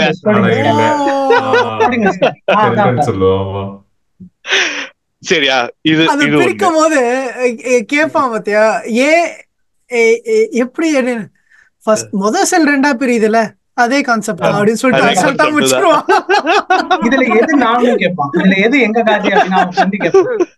ஓகேவா, இந்த 2 பேர்ல வந்து எது எங்க காட்சி அப்படின்னு கேட்பான். 2 பேருமே தான் அப்படின்னு சொல்றதே எனக்கு வந்து ஒரு அங்க ஸ்க்ராடிங்கர்ஸ் கேட்டோட எக்ஸ்பெரிமெண்ட்ட எனக்கு தெரிஞ்சு இவ்வளவு பிலாசபிக்கலா ஒரு லைஃப்ல பொருத்தி அத வந்துட்டு விஷுவலைஸ் பண்றது, ஒரு ஸ்டோரியோட ஒத்தி அதை விஷுவலைஸ், இதுல வந்துட்டு நிறைய பண்ணிருக்கானுங்க. எனக்கு தெரிஞ்சு ஒரு college full of philosophical students ஒரு கேரக்டர் அனலைஸ் பண்றது, ஒரு பெரிய டிபார்ட்மெண்ட்ல ஒரு 1000 பேர் வச்சு ஒரு ஒரு ஒரு ஒரு க்ரூ வச்சுதான் இந்த ஸ்டோரியே எழுதியிருக்க முடியுமா, இல்ல இவங்க மட்டும்தான் எழுதுனாங்களான்னு ஒரு பெரிய சந்தேகமே இருக்கு. ஏன்னா இது ஒரு பக்கம் நடக்குது, இது எல்லாத்துலயுமே டியூவாலிட்டி காமிச்சிட்டு அப்புறமா இன்னும் ஒரு டியூவாலிட்டி, ஒரு மெட்டா டியூவாலிட்டி ஒண்ணு காமிக்கிறாப்ல. அது என்னன்னா, இந்த படம் ஒண்ணு, விஷுவலா சொல்றது ஒண்ணு, ஆனா இந்த படத்தை பத்தி தான் நான் வந்துட்டு நரேட்டே பண்றேன் அப்படின்னு சொல்ற ஒரு மெட்டா கான்செப்டும் ஒண்ணு இருக்கு. சரியா? இதுல டியூவாலிட்டியில லெஃப்ட் ரைட்டு இந்த பக்கம் அந்த பக்கம்னு ரோ காலம் போட்டு பிரிச்சு மேய்ஞ்சி டியூவாலிட்டியை எப்படிலாம் காமிக்க முடியும்ன்றது மட்டும் இல்ல, உணர்த்த முடியுமோ அப்படியெல்லாம் உணர்த்திட்டாரு. மக்களுக்கு புரியுற மாதிரியும் எல்லா லேயர்ஸ்லயும், உனக்கு எல்லா லேயர்ஸ்லயுமே இருக்கும். நீ கேரக்டர்ல இருக்கும், டைலாக்ஸ்ல இருக்கும், மூவிய நரேட் பண்றதுல இருக்கும், மூவியோட தீம்ல இருக்கும். அப்புறமா இவ்வளவு ஏன்டா கலர் ஸ்கீம்ல டியூவாலிட்டிய காமிக்கிறாங்க. ஓகேவா மச்சான்? இப்போ இது ரிதேஷ் கேட்ட ஒரு விஷயத்துக்கு அங்கேயும் அதுல ஒரு டீடைல் இருக்கு. ஓகே, இந்த டைமண்ட் அந்த கல்லை உடைச்சதுனாலதான் அந்த வைரம் கிடைச்சிச்சு, இப்ப நான் எதை நம்புறதுன்னு தெரியல அப்படின்னு சொல்லும்போது ரம்யகிருஷ்ணன் அதுக்கு வந்து ஒரு ரெஸ்பான்ஸ் கொடுப்பான். சோ இந்த வைரம் ஆக்சுவலா ஐ திங்க் அந்த அரசியல்வாதி வந்து உள்ள அது வந்து அவனுங்க வந்து சேட்டு வீட்டுக்குள்ள வரும்போது ரேடியோல பின்னாடி கடல்ல வந்து அதுல வந்து வைரங்கள் கடத்தப்பட்டது. அது வந்து இப்ப சுனாமி அப்போ இது வந்திருக்கு. இது இன்னொன்னு ஃபர்ஸ்ட் ஷாட் கவனிச்சியா? சூதுகவுன்ற பேர் சூப்பர் டீலக்ஸ்ல வந்து அந்த இது வரும்போது, அந்த ரூம்குள்ள வரும்போது, வேம்போட ரூம்குள்ள வரும்போது, the great wave of Okinawa, Japanese wave, அந்த அது இருக்கும். அப்புறம் இது அற்புதமோட ஹோல் இது வந்து ஃபுல்லா ப்ளூ கலர், ஏன்னா சுனாமி ஆண்டவர். இந்த மாதிரி ஒரு வாட்டர் ரெஃபரன்ஸ் அது த்ரூ அவுட், அதுலயும் வந்து ஒரு ஓவர் ஆர்ச்சிங் ஒரு இது எப்படி இருக்குன்னா ஒரு இன்டர்லாக்கிங் சிஸ்டம் மாதிரி இருக்கு. ஒரு இதுவும் அப்படியே எடுத்து எடுத்து எடுத்து எடுத்து அங்கங்க அப்படியே பயங்கரமா வந்து மெஷ் பண்ணி விட்டது. அதுதான் எனக்கு வந்து பயங்கரமா இருக்கு. எனக்கு என்ன இதுதான் இது வந்துட்டு ஐ திங்க் வெவ்வேறு ஆர்ட் ஃபார்ம்ல இந்த ஆர்ட் ஃபார்ம் வந்துட்டு இன்னும் நிறைய எக்ஸ்ப்ளோர் பண்ணும். ஏன்னா ஒரு விதத்துல அதுதான் நம்ம இந்த பாட்காஸ்ட்லயும் பண்றோம். நீ நல்லா எக்ஸ்ப்ளோர் பண்ணி பாக்குறேன்னா, ஏன்னா ஒன்னு ஆர்டிஸ்டிக்னு சொல்லிட்டா it is totally not connected to normal சொசைட்டின்ற ஒரு ஜோனுக்குள்ள போயிடுது. ஓகேவா? ஆனா அதை எடுத்துட்டு வந்து ஒரு மாஸ் பாப்புலேஷன் கொடுத்து எல்லா விதமான mind செட்டையும், you can be artistic, you can be just an observer, you can be a creator, you can be anything, but this will connect to you ன்னு சொல்றது வந்துட்டு it's a very gutsy thing to do. ஆமா, அது ஒரு இதனாலதான் எனக்கு குமார் அவரை வந்துட்டு டைரக்டர்னு சொல்ல பிடிக்கல, ஆர்டிஸ்ட்னு சொல்ல பிடிக்கல. ஏன்னா இது ரெண்டுமே அவர் வந்துட்டு எல்லாத்தையும் எடுத்துட்டு வந்துட்டார். நான் கடவுள் அப்படின்ற மாதிரி வந்துட்டார் இந்த படத்தை வச்சுக்கிட்டு. நான் தான்டா இது, ஆமா நான் தான் இதை உருவாக்குனேன். புரியுறவங்களுக்கு புரியும், புரியாதவங்க புரியாம இருக்கட்டும், ஒரு நாள் புரியும்ன்ற மாதிரி இருக்கு. இதுல வந்துட்டு அதுதான் எனக்கு இந்த மாதிரி நம்மளே கனெக்ட் பண்ணிக்கிறோமா மச்சான். நீ நல்லா பாரு, நம்ம பாட்காஸ்ட்லயுமே அதான் நம்ம தீமே. நம்ம பிலாசபி வந்துட்டு ஒரு குரூப் ஆஃப் பீப்புள் மட்டும் தான் பேசுறாங்க. அது லேமேன் கிட்ட எப்படி நம்ம பரவாயில்லாம ஒரு காமன் டாபிக்கா எப்படி பிலாசபி பேசுறது அப்படின்றதுக்காக தான் நம்ம இன்டென்ஷனலா இந்த பாட்காஸ்ட் சேனல்ல நம்ம ஆரம்பிச்சோம், ஓகேவா? பட் அத ஒரு மனுஷன் 3 மணி நேரத்துல ஒரு கதையை வச்சு அப்படி கொடுக்கும் போது செருப்பால அடிச்ச மாதிரி இருக்கு. என்னடா நீங்களா எங்கடா எஃபர்ட் போடுறீங்க படம் பண்றதுக்கு? நான் வரேன்டா. எவ்வளவு வருஷம் மச்சான் எடுத்திருப்பாரு இத பத்தி? ஏன்னா எனக்கு தெரிஞ்சு எவ்வளவு எனக்கு இத வந்து பை நேச்சர் அவரு வந்து எனக்கு தெரிஞ்சு அவருடைய தாட்ஸ் எல்லாமே இந்த மாதிரி தான். இப்ப இந்த அதாவது எப்படி யோசிக்கிறாங்களோ அதையே வந்து ஆர்ட்டா கிரியேட் பண்றது வந்து ஈஸி. இதுக்காக ரிசர்ச் தனியா பண்ண மாதிரி எனக்கு தோணல. இந்த ஐடியாஸ் எல்லாம் இருந்திருக்கும், அது அப்படியே வந்து அத ஒரு ஆர்ட் ஒர்க்கா. அதுவும் இது வந்து எடுக்கும் போது பெருசா எதுவும் யோசிக்கல.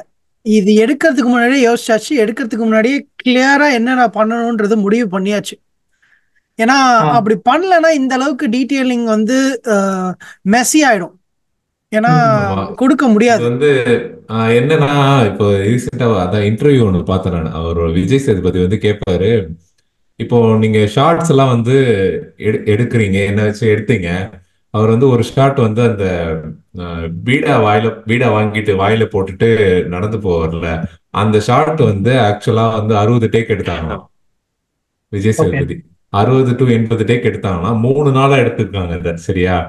சோ அது எடுத்ததுக்கு வந்து அவர் சொல்றாரு, நானே அவர் 50-60 தடவை பீடா வாயில போட்டிருப்பேன் அப்படின்னு சொல்றாரு.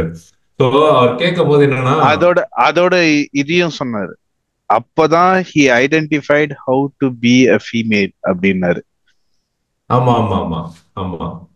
அந்த 60 வாட்டி எடுக்கும் போது தான் I had the confidence that I can act it out. அது இப்ப நீ இந்த ஃபேக்ட் எனக்கு தெரியவே தெரியாது. நீ இப்ப சொன்னதான் தெரியும். ஆனா அது ஏன்னு எனக்கு வந்து புரியுது. ஆக்சுவலா அந்த இடத்த பத்தியே நான் வந்து பேசணும் அப்படின்றத நான் வந்து யோசிச்சு வச்சேன். ஆனா எனக்கு இன்னும் கொஞ்சம் மைண்ட் ப்ளோயிங்கா இருக்கு நீ இப்ப சொல்றது. அப்போ அந்த அளவுக்கு ஒரு இம்பார்ட்டன்ஸ் அந்த இடத்துக்கு கொடுத்திருக்காரு. ஆமா. இன்னொரு கேள்வி என்ன கேட்பாருன்னா, இப்போ ஒரு ஷாட் நீங்க வந்து எடுக்கிறீங்க, அந்த எஃபர்ட் போட்டு எடுக்கும் போது அந்த ஷாட் அதோட பெட்டரா வரும்போது நீங்க அதை எடுத்துப்பீங்களா, இல்ல வந்து அந்த மாதிரி ஒரு கேள்வி வரும். அப்போ வந்து அவர் சொல்லுவார், ஏற்கனவே நான் வந்து யோசிச்சு வச்சிருப்பேன் இந்த மாதிரி வரணும் அப்படின்றதுக்காக, அதுதான் நான் எடுத்துட்டு இருப்பேன் அப்படின்னு மாதிரி சொல்லுவார் அவர். சோ எல்லாமே அவர் வந்து பிளான் பண்ணி இத பிளான் பண்ணலனாலாம் பண்ண முடியாது. இது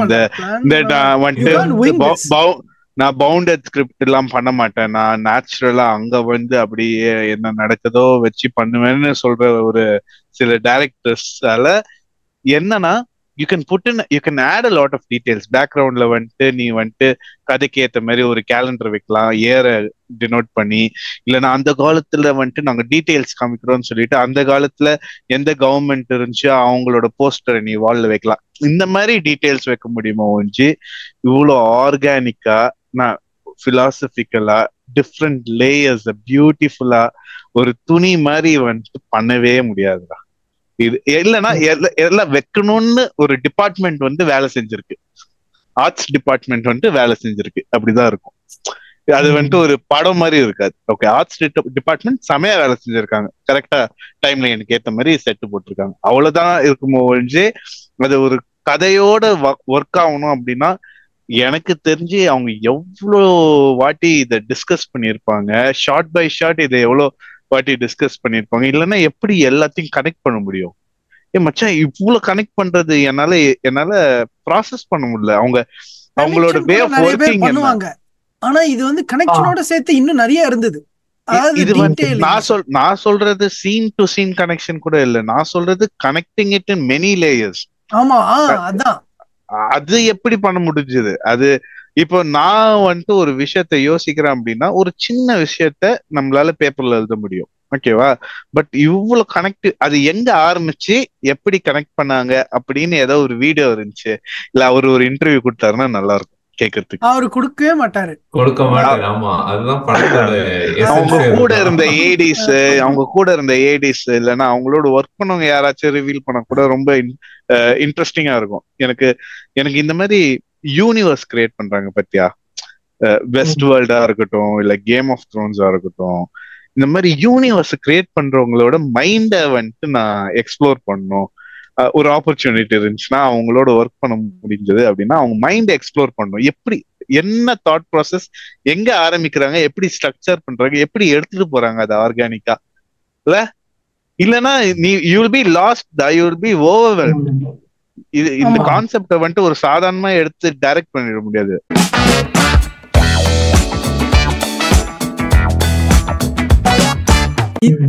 இப்போ அந்த அந்த இடத்த பத்தி எனக்கு ஒண்ணு, இந்த வாயில போட்டு அந்த இங்க பாரு, அதான் நிறைய லேயர்ஸ் இருக்கு. அது அந்த இடத்த வந்து தேடும் போது ஒண்ணு இருக்கு.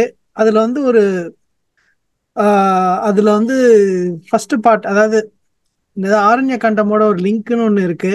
அது போக விஜய் சேதுபதி ஒரு டைலாக் வாயில போட்டு ஒரு டைலாக் வந்து பேசிட்டே போவாரு. அது வந்து நான் எழுதி வச்சிருக்கேன், நம்ம இத பத்தி நம்ம வெளில எடுத்து விடணும்னு. ஸோ இது ராசுகுட்டிக்கு பேசிட்டு இருப்பாரு வாயில பீடா போட்டு, இந்த உலகம் நம்மள எப்படி இருக்கணும்னு நினைக்குதோ நம்ம அப்படியே இருக்கணும். நம்ம நினைச்சு வித்தியாசமா இருக்க கூடாது. வித்தியாசமானவங்களை பார்த்தா இந்த உலகத்துக்கு தான் மேலேயே சந்தேகம் வந்துடும். அந்த சந்தேகமே நம்ம மேல பயமா மாறிடும். இத சொல்லிக்கிட்டே நடப்பாரு. ஓகே, அப்படி வரும்போது திரும்பினா ராசுகுட்டி இருக்க மாட்டான். அங்கதான் அந்த இடம். இதுதான் வந்து நீ சொன்னிய அந்த அவ்வளவு டேக் எடுத்தாருன்னு. அப்போ நீ ஒண்ணு கவனிச்சியா, அந்த இடத்துல தேடும் போது அந்த ஒரு குரூப் ஆஃப் பீப்புள் உட்கார்ந்துட்டு இருப்பாங்க. அந்த குரூப்ல வந்து வேம்புவோட எக்ஸ் பாய் ஃப்ரெண்ட், ஓகே, அது வந்து உட்கார்ந்துட்டு இருப்பான். அதுக்கு அடுத்த கடை கவனிச்சியா, என்ன கடை அதுன்னு? டிவி கடை, டிவி ரிப்பேர் கடை. ஓகே பாய்ஸ், டிவி வந்தது. ஆனா லைட்டிங் வந்து அதுல வந்து கொஞ்சம் டார்க்கரா இருக்கும், அதனால அது வேற மாதிரி தெரியும். ஆனா அது அந்த கடை தான். ஓகே, அந்த கடையில நான் இன்னொரு ஒரு டீட்டெயிலிங் வந்து கவனிச்சது என்னன்னா, அந்த கடையில இப்படி போட்டு கேமரா ஆங்கிள் இப்படி போயிட்டு அந்த கடையில இருந்து வெளில வந்து அந்த பீடா பக்கம் போகும்போது செவுத்துல இந்த போர்டெல்லாம் இருக்கும். நம்ம ஊர்ல கழுத போட்டோ போட்டு என்னை பார் யோகம் வரும் அப்படின்னு எழுதி இருக்கும். சின்ன வயசுல நானும் பார்த்திருக்கேன், நீ பார்த்திருக்கீங்களான்னு தெரியல. அதுல ஒரு செவுத்துல டாங்கி கேமரா, அதாவது பார்த்துட்டு இருக்கோம், கீழே வந்து வேலை பார் யோகம் வரும் அப்படின்னு போட்டிருந்தது. எனக்கு அத பாஸ் பண்ணி கிளாப்ஸ்.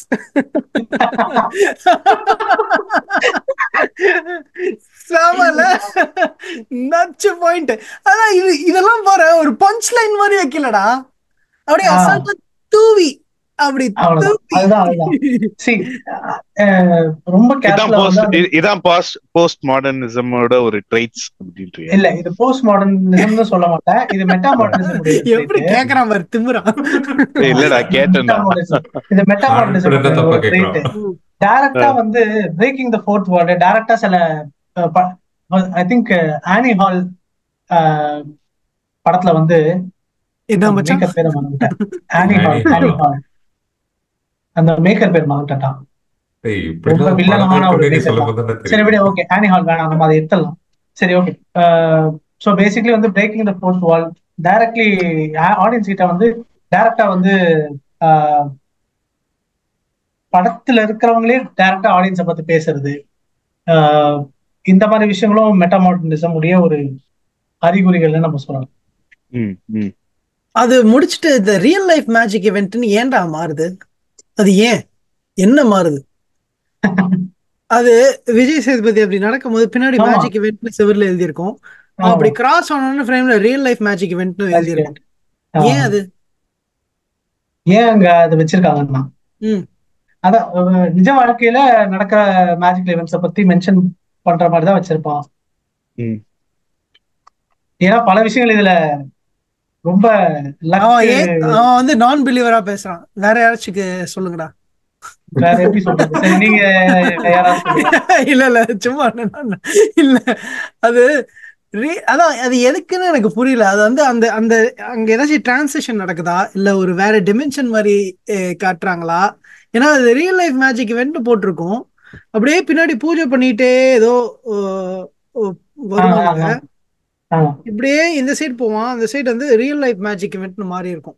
மறுபடியும் இந்த படம் இப்ப நீ சொல்றது உண்மையா இருந்தா இந்த படம் இன்னொரு எக்ஸாம்பிள் ஆஃப் மெட்டாமார்டிசம் வந்து கொடுத்திருக்கு. ஏன்னா வந்து மெட்டாமார்டிஸ்டிக் பிலிம்ஸ் வந்து தி ஆர்ட் ஆஃப் ஃபிலிம் மேக்கிங்க பத்தியே கமெண்ட் பண்ணும். படத்திலேயே ரைட்டிங் ப்ராசஸ வந்து படத்திலேயே வந்து கதை எழுதுவாங்க. படத்திலேயே வந்து ஒரு பாட்டு எப்படி வந்து பண்றாங்க, அந்த நரேஷனுமே அந்த கதையை பத்தி தான். எனக்கு அந்த ரியல் லைஃப்க்கு இப்போ நம்ம பேசும்போது அந்த விஎஃப்எக்ஸ் யூஸ் பண்றதே வந்துட்டு ஒரு ரியல் லைஃப் மேஜிக் மூமெண்ட் தானே. நீ ஒரு ரியாலிட்டியே ஆல்டர் பண்றல. ஸோ இல்யூஷன் தானே, இல்யூஷன் கிரியேட் பண்றது தானே மேஜிக். ஸோ அதுதான் அவன் பண்ணாலும் பண்ணியிருப்பாங்க. சும்மா பண்ணுவோமே, சும்மா யோசிச்சுட்டு சும்மா இதுல என்ன காண்டுனா இத வந்து நம்ம வந்து தியாகராஜ குமார் ராஜா கிட்ட கேட்டு தெரிஞ்சுக்கவே முடியாது. அவர் சொல்ல இன்னும் எக்ஸைட்டிங்கா இருக்கு. அதான் அது மட்டும் இல்லாம வாழ்க்கை அர்த்தமற்றது. ஆமா ஐயோ, அதாவது ஒரு மெட்டாமார்டிஸ்டிக் இன்னொரு எக்ஸாம்பிள் சொல்றேன். ஒண்ணு இல்ல, இந்த படத்துல வந்து நம்ம என்ன எடுத்துட்டு போனோம்ன்றத வந்து மாடர்னிஸ்ட் பிலிம்ஸ் நம்மளுக்கு கொடுத்ததுக்கு அப்புறம் இந்த படத்துல வந்து நீ எடுத்துக்கலாம், எடுத்துக்காமே போலாம், எடுத்துக்கிறத எடுத்துக்கலாம், எப்படி வேணா எடுத்துக்கலாம் அப்படின்னு சொல்றதும் வந்து ஒரு ஒரு மெட்டா மாடர்ன் விஷயம். ஓப்பன் ஹேண்டட் பிலிம்ஸ் இதெல்லாம் வந்து இதுவும் இது போஸ்ட் மாடர்னிசம்லயே வரும். மெட்டா மாடர்னிசம் போஸ்ட் மாடர்னிசம் உடைய நிறைய விஷயங்கள் அதுல அடங்கி இருக்கும். பட் இந்த படத்துல வந்து என்னை பொறுத்த வரைக்கும் மெட்டா மாடர்ன் பிலாசபிஸ் தான் வந்து மேலோகி நிற்கும்.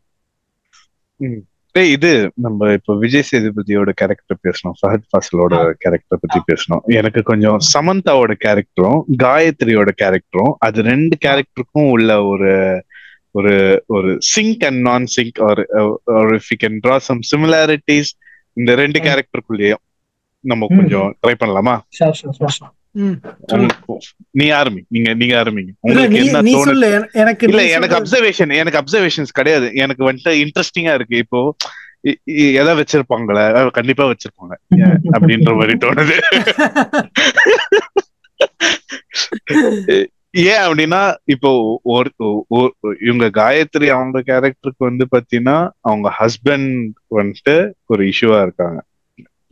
அவங்க இல்ல கூட இல்ல அப்படின்னு சொல்லிட்டு. ஆனா இனிஷியலாவே அக்செப்ட் பண்ணிட்டாங்களா அவங்க ஜெண்டர் மாறினது? இல்ல வாஸ் இட் அ ப்ராசஸ்? அந்த ப்ராசஸ் காமிச்சிருப்பாங்க தான் அந்த மூவில.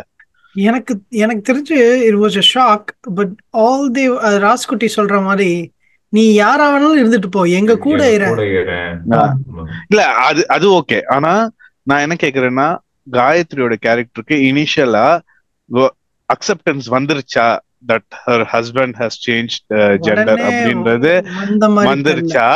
இல்ல was it only purely the fact that he was not there to support her to raise the family or raise the kid? அது மட்டும் தான் இருந்துச்சா? see வரான்னு தெரிஞ்சதுக்கு அப்புறம் she was happy. ஓகே, ஆனா வந்ததுக்கு அப்புறம் ஜெண்டர் வேற மாதிரி இருக்கும் போது she was upsetன்றது கூட இல்ல, she was shocked. அவ்வளவுதான். எனக்கு தெரிஞ்சு it was not being upset, she was just shocked and maybe ஒரு மாதிரி என்ன பண்றதுன்னு தெரியலன்ற மாதிரி ஒரு இதுவா இருக்கும். ஆனா ஆஃப்டர் தட் எனக்கு தெரிஞ்சு அதுக்கப்புறம் வந்து நடக்க போறது இது அக்செப்ட் பண்ணிப்பாங்க அப்படின்னு தான் தோணுச்சு எனக்கு. ஏன்னா ராசுகுட்டியும் வந்து ஏன் சொல்றேன், ஆமா அது உண்மைதான். ஏன்னா ரெண்டு விஷயம் இருக்குது. ஒண்ணு வந்து அவங்க வந்து சாரி கட்டிட்டு இருக்கும் போது அவங்க வந்து விஜய் சேதுபதி வந்து சொல்லுவாரு, நீ என்ன கஷ்டப்படுறன்னு ஒரு பொண்ணா எனக்கு புரியுது அப்படின்ற மாதிரி ஏதோ ஒரு டைலாக் ஒன்று இருக்கும். இன்னொன்னு வந்து என்னன்னா, அவன் ஸ்கூலுக்கு வந்து கூட்டிட்டு போவான். அப்போ அப்போ வந்து என்ன சொல்லுவாங்கன்னா, அந்த அக்செப்டன்ஸ் எப்படி தெரியும்னா, நம்ம தான் சந்தோஷமா இல்லை, அவனா சந்தோஷமா இருக்கட்டும் அப்படின்னு சொல்லி அவன் ஸ்கூலுக்கு கூட்டிட்டு போட்டோம் அப்படின்ற ஒரு லைக் அவங்க வந்தது வந்து என்னதான் அது வந்து கஷ்டமா இருந்தாலும் அவங்க இருக்காங்களே அப்படின்ற ஒரு அக்செப்டன்ஸ் அங்க வந்துருச்சு. அந்த தெரியல, அது அக்செப்டன்ஸ் வந்திருக்கு. அது அக்செப்டன்ஸ் வந்திருக்குன்னு தானே அப்படின்றத விட இப்போ இந்த சுச்சுவேஷனே எல்லாருக்கும் ஒரு மாதிரி ஷாக்கிங்கா இருக்கு. ராசுகுட்டி தான் அங்க வந்து நார்மலா இருக்கான். ஓகே, வந்து அவனாச்சும் அப்படியே இருக்கட்டும். இப்போ அதுலயே நீ பாரு, ஒருத்தரோட மைண்ட்ல ஒரு layers and layers and layers of perception வந்து இருக்கு. ராசுகுட்டி குழந்தை, அவனுக்கு வந்து இப்பதான் உருவாகிட்டு இருக்கு. அதனால அவன் ரொம்ப ஃப்ரீயா ஜாலியா இருக்கான். He doesn't care. நீ அவனுக்கு அப்பா வந்திருக்காரு, அவ்வளவுதான். ஆனா சொசைட்டி எப்படி எப்படிலாம் வந்து விஜய் சேதுபதியை நடத்துது, பாக்குது, அவங்களோட பார்வைகள் என்ன, ராசுகுட்டியோட பார்வை என்ன பத்தியா? அவனுக்கு லேயரா எதுவுமே இல்லாம பியூரா அப்படியே பாக்குறான், ஜாலியா. அப்பா வந்திருக்காரு, அவ்வளவுதான். சாரி கட்டியிருக்காரு. அதுல ஒரு டைலாக் இருக்கும் என்னன்னா, அந்த பசங்களுக்கு வந்து போய் காமிப்பான் இந்த மாதிரி, எங்க அப்பா அங்க இருக்காரு பாரு, கடையில இருந்து வர்றாரு அப்படின்னு சொல்லி சொல்லுவோம். அப்ப என்னடா அவங்க அப்பா புடவை கட்டியிருக்காரு அப்படின்னு சொல்லுவான். அது ஒரு ஸ்டைல்டா அப்படின்னு. சோ அது வந்து ஒரு மாதிரி வெகுளித்தனமா இருக்கும். ஆனா ஒரு குழந்தை வந்து எப்படி பாக்குது, அவன் அப்பாதான் பாக்குது. ஒரு fully formed so called highly developed society எப்படி பாக்குது, குழந்தை எப்படி இதுல இருந்து தான் தெரியும் குழந்தைல இருந்து எப்படி. அதுலயுமே கேரக்டருக்குள்ளேயே ஒரு கான்ட்ரடிக்ஷனையும் கிரியேட் பண்ணியிருக்காரோன்னு எனக்கு தோணுது. இப்போ நீ பாரு, ஃபஹத் ஃபாசில் வந்துட்டு அவ்வளோ தத்துவம் பேசுவாரு, ஆனா சமந்தாவை பார்த்து திடீர்னு ஒரு வார்த்தையை விட்டுருவாரு. என்னது, கரண்ட் கட்டா லிஃப்ட்ல கரண்ட் கட்டா, நீ இதா பத்தினியா அப்படி. இந்த பக்கம் அவ்வளவு தத்துவமா பேசுறவரு, இந்த பக்கம் இந்த மாதிரியும் பேசுறாரு. அதே மாதிரி அந்த போன வாட்டி பேசின அந்த டியூவாலிட்டிக்கும் கனெக்ட் ஆகுது பாரு. ஆமா, அந்த பத்தினின்னு டக்குன்னு வந்து வந்துரும் கரண்ட் வந்துரும். அதுலயும் என்ன பண்றதுன்னு தெரியல. அதையும் நம்மளுக்கு வந்து ஒரு இது மாதிரி, இவன் என்ன பத்தினியா அப்படின்னு நினைச்ச ஆடியன்ஸ்க்கு டப்புன்னு. ஆமா, இவன் என்ன பத்தினியா அப்படின்னு எவனாச்சும் நினைச்சா அவனுக்கு அங்க ஒரு ஆப்பு வைக்கணும் அப்படின்னு. அது ஒண்ணு.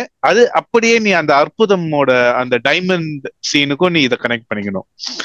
இது எதனால இது வந்துச்சு அப்படின்னு. அப்புறம் இந்த டியூவாலிட்டிய நீ வந்துட்டு அந்த வில்லனோட வேர்ம் சீன் சொன்னிய, அந்த வில்லனுமே வந்துட்டு ஒருத்த புழு நசுக்க யோசிக்கிறவன் எப்படி இவ்வளவு கொடூரமா இருக்க முடியும். அந்த டியூவாலிட்டி இதை நான் எக்ஸ்பிளைன் பண்ண மறந்துட்டேன். இந்த அண்டர்ஸ்டாண்டிங் இது உங்களுக்கும் இருக்கான்னு பாருங்க.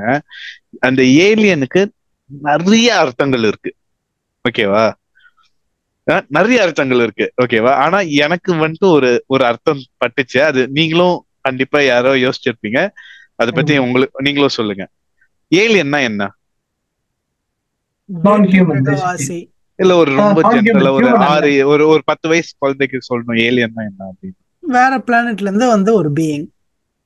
ஓகேவா? நான் வந்துட்டு எப்படி அதை பாக்குறேன் அப்படின்னா, ஏலியன்னா அந்த ஒரு ஹீஸ் ஏலியனேட்டட் அப்படின்னும்ல.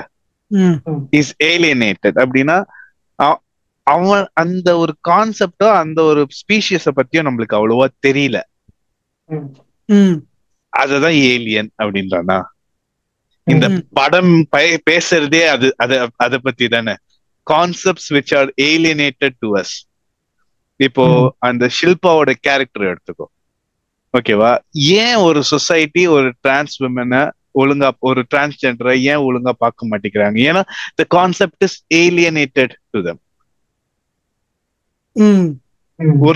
ஒரு செக்ஸ பத்தி இருக்கிறவங்க ஏன் அவ்வளவு காஜியா பார்க்கணும்? ஏன்னா that sex is alienated to that specific mind.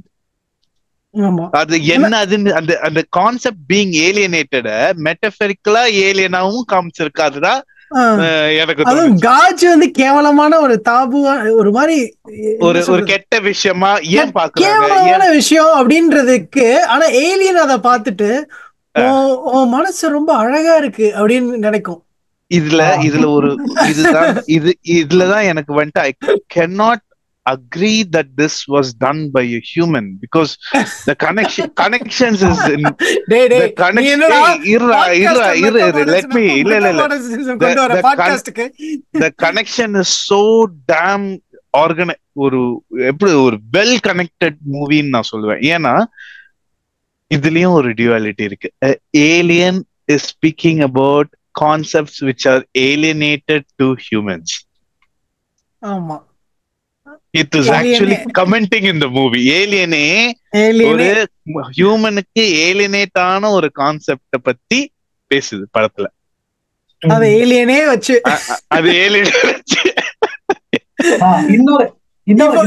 இப்போ எனக்கு என்ன தோணுதுன்னா, இப்போ மனித இயல்பே வந்து அந்த டாக்டர் சொல்லுவார்ல கடைசியில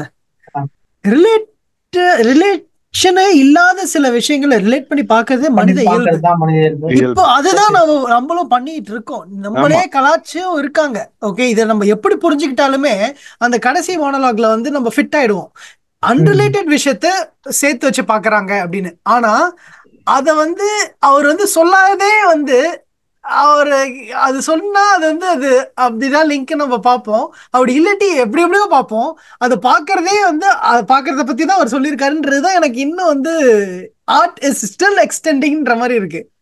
அதான் இதான் மெட்டாவா இருக்கு. ஆனா இது இந்த படம் மட்டும்தான் இருக்காடா மெட்டால? இல்ல எனக்கு இந்த மாதிரி நிறைய தமிழ்ல இந்த அளவுக்கு ஒரு தமிழ் கூட விட்டுரு. எனக்கு நீ வந்துட்டு முரளி அப்படின்னு ஒரு லாங்குவேஜ்ல இந்த மாதிரி ஒரு படம் இருக்கா? அதுக்கு ஒரு தெரியல. முரளினா எனக்கு ஏதோ ஒரு கன்றாவியான ஒரு லாங்குவேஜ்ல கூட இந்த மாதிரி ஒரு படம் இருந்துச்சுன்னா நான் பார்க்க ரெடி. ஏதோ ஆமா, எப்படியோ அந்த ஒரு கன்றாவியான ஒரு இதுல இருந்தா கூட நான் பார்க்க ரெடின்ற. இந்த மாதிரி இருந்துச்சுன்னா வேற ஏதோ ஒரு லாங்குவேஜ்ல இருந்தா கூட நான் பார்க்க ரெடின்ற. கமெண்ட்ஸ்ல சொல்லுங்க மக்களே, இந்த மாதிரி மெட்டாவா ஏதாச்சும் ஒரு படம். ஆனா எம்கேவே சொல்ல வராரு. மெட்டாவா ஒரு படம் அப்படின்னா எப்படி சொல்லலாம், இந்த படத்துக்குடைய நான் என்னோட தீசிஸ்ல எழுதின இன்னொரு இது வந்து everything everywhere all at once. Basically அதை எக்ஸ்ப்ளோர் பண்றது என்னன்னா, அந்த படம் பாத்திருக்கியா சூரி? பாத்தியா? செத்தியா? வாடா வாடா. ஆனா மச்சான் இங்க பாரு, ரொம்ப கேர்ஃபுல்லா இந்த படத்தை பத்தி ஆரம்பிங்க. ஏன்னா நம்ம சூப்பர் டீலக்ஸ் ஸ்பெசிஃபிக்கா பேசுறோம். ரொம்ப நான் ஷார்ட்டா சொல்றேன். எப்படி இந்த ஷார்ட்டா வந்து படம் டைட்டில் தான் படம். Everything everywhere all at once. அப்படியே மண்டை கிஜி கிஜின்னு இருக்கும். நான் வேலையை முடிச்சு ஒரு நாள் பார்க்கவே கூடாது பைப்ல பாத்துட்டேன். ஒரு இப்ப சூப்பர் டீலக்ஸ் வந்து என்ன ஜான்ரா ஃபிலிம்னு நீங்க வந்து டிஸ்கிரைப் பண்ணுவீங்க? கடவுள் படைத்த ஒரு மேற்படை குழந்தை அப்படின்னு நான் சொல்லணும். நம்மளுடைய ட்ரெடிஷனல் ஜான்ராஸ் எதுலயுமே ஃபிட் ஆகாததே ஒரு மெட்டா மாடர்னிஸ்ட் ஆக்ஷன் தான். ஒரு எக்ஸ்பிரஷன் ஆஃப் மெட்டா மாடர்னிசம் தான் வந்து ஜான்ராக்குள்ளேயே வராது. என்ன ஜான்ரானே சொல்ல முடியாது. இல்லைன்னா வந்து ஒரு ஸ்டார்க்கான ஜான்ரா ஸ்விட்ச் இருக்கும். லைக் பாரசைட் காமெடி மாதிரி ஆரம்பிக்கும். ஆனா எண்டிங் வந்து பெரிய விஷயம், ஒரு பயங்கரமான சோஷியல் கான்செப்டை வந்து அப்படியே உள்ள ஹியூமரா இருக்கும். டார்க் காமெடியா ஆரம்பிக்கும் படம். ஆனா உலக தத்துவத்தை உள்ள வச்சிருப்பாங்க. ஆனா நான் இது இந்த படத்தை சேலஞ்ச் பண்ற மாதிரி வேற எந்த மொழியிலயாச்சும் படம் இருந்துச்சு இதே ஜானர்ல அப்படின்னா தயவு செய்து சொல்லி நான் போய் பார்க்கணும். ஏன்னா நிறைய படம் இருக்கும், கண்டிப்பா இருக்கும். அதை நான் பார்க்கணும். ஏன்னு நான் சொல்லிடுறேன். இப்போ இன்டர்ஸ்டெல்லர் படம் ஓகேவா, அதெல்லாம் எடுத்து பார்த்துன்னு வையேன், அதுலயும் இவ்வளவு விஷயங்கள் இருக்கு ஓகேவா. ஆனா அதெல்லாம் வந்துட்டு ஒரு சாதா மனுஷனுக்கு புரியணும்னா ஒரு 100 வாட்டி பார்க்கணும் போல தோணுது. ஆனா இது ஒரு வாட்டி பார்க்கும் போதே அவ்வளோ வருது அதுல இருந்து. புரியுதா நான் சொல்றது? அந்த மாதிரி இருந்துச்சுன்னா சொல்லுங்க, நான் ஃப்ரீயா இருக்கும் போது அதெல்லாம் பாக்குறேன். எனக்கு என் வாழ்க்கையில நிறைய டைம் இருக்கு, நான் வந்துட்டு அதெல்லாம் பாக்குறேன். பாரசைட் பார்த்திருக்கேன். Everything everywhere all at once. பாரசைட்ல உனக்கு இந்த நான் எக்ஸ்பிளைன் பண்றது இதுல வந்து என்னது அதுதான் நான் சொல்றேன். நான் பாராசைட் பார்த்துட்டேன். கொஞ்சம் கேக்குதா நான் பேசுறது? கேக்குது. ஸோ அதை பத்தி நிறைய நான் பிளாக்ஸ் படிச்சிருக்கேன். அதோட பிலாசபிஸையுமே நான் பார்த்திருக்கேன், எக்ஸைட் ஆனேன். ஆனா எனக்கு அதையும் இதையும் கம்பேர் பண்ணும்போது இது வந்துட்டு ஒரு வேற மாதிரி இருக்குது, பாராசைட் வேற மாதிரி இருக்குது. புரியுதா நான் என்ன சொல்றேன்? Or it could be that I am comfortable in Tamil படம்ன்றதுனால ஆப்வியஸ்லி நம்மளுக்கு ஒரு டீப்பர் கனெக்ட் இருக்கும். அதுதான் எனக்கு ஒரு பெரிய ரீசனா தோணுது. ஆப்வியஸ்லி வந்து தமிழ் படம்ன்றதுனால ஒரு பெரிய கனெக்ட் இருக்கு. ஆல்சோ இது வந்து இப்போ போஸ்ட் மாடர்னிசம்க்கு ஒரு ஃபீச்சர் என்ன தெரியுமா, கிராண்ட் நேரட்டிவ்ஸ் எதுவும் இருக்காது.